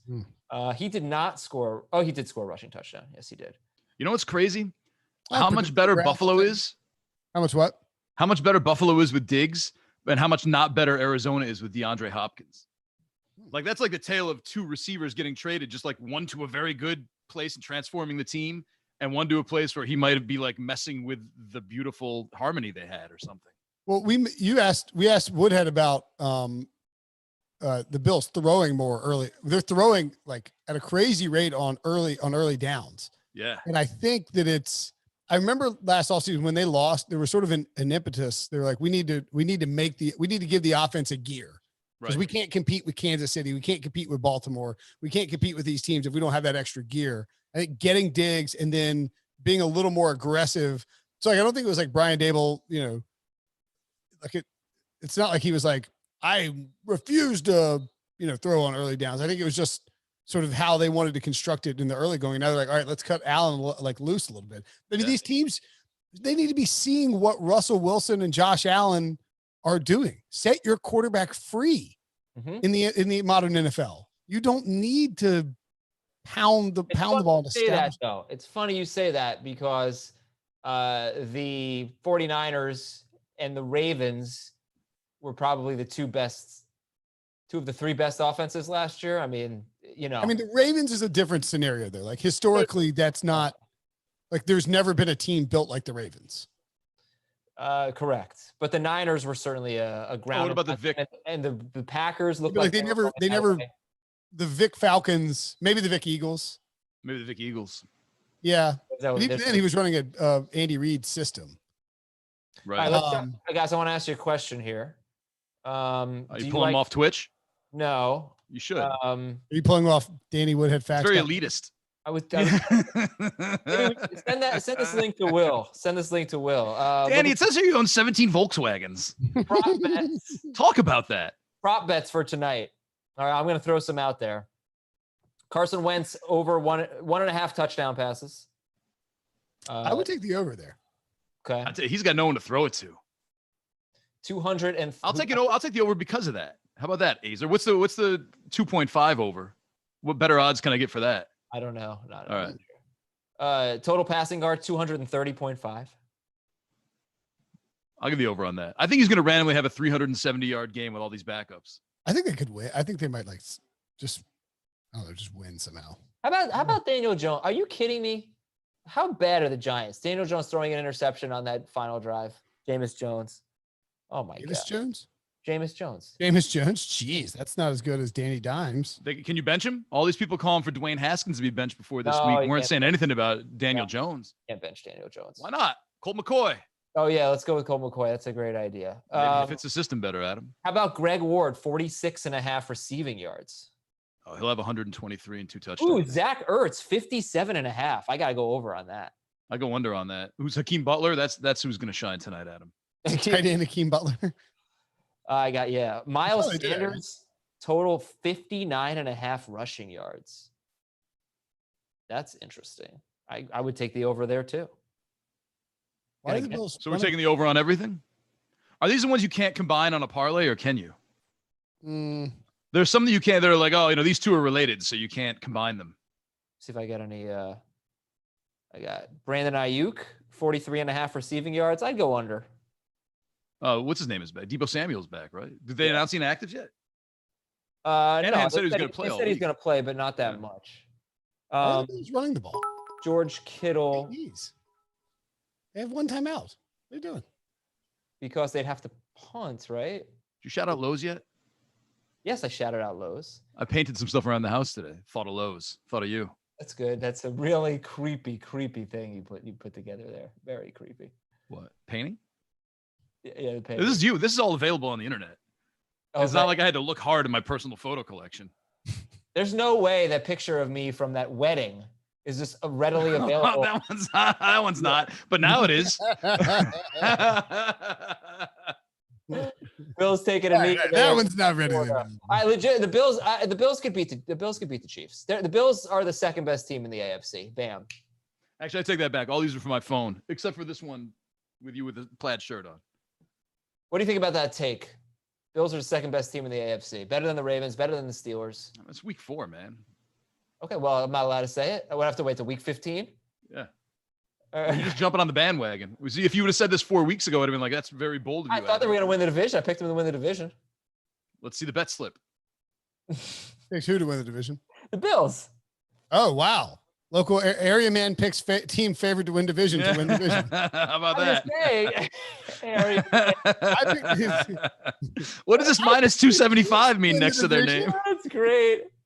All right, my favorite prop for tonight is Zach Ertz over receiving yards. Really? Yeah. Out of all the ones you read off, you're taking the easiest one? Oh, okay. I'll take the hardest one. I'll call that my favorite. I think you should. That's why I'm so good at betting. Yeah. Are you not? I'm not a bettor, really. So I wouldn't know. I did one time. I called myself the king of baseball betting, and I went 500. Did you have a crown? Did Brodsky Photoshop a crown on? He could have, yeah. All right, so listen, we're out of here. Now, who's that guy who was awesome? Who made all the Photoshop stuff? Brodsky? No, the guy who listened to the podcast and always said like Snickerdoodle. Yeah. He was he was amazing. Sketcherdoodle. Sorry. Snickerdoodle. Yeah, sorry, Sketcher. Yeah, he's a great guy. All right. Does he still do it? Go enjoy your burrito. And I'm starving. Me too. Adam, I'll stay here till 9 o'clock with you. Thank you very much for coming on. I got to go prep for a podcast. All of you watching on Twitch, thanks so much for joining us. Thanks to King Corbin, to Danny Woodhead, to Damien Williams. Thanks a lot to Lowe's. Really appreciate it. Hunter Renfro, thank you for somewhat saving face a little bit with some garbage time production. I'm Adam Azer. This has been the Home Team Watch Party presented by Lowe's. We'll talk to you next week, everybody.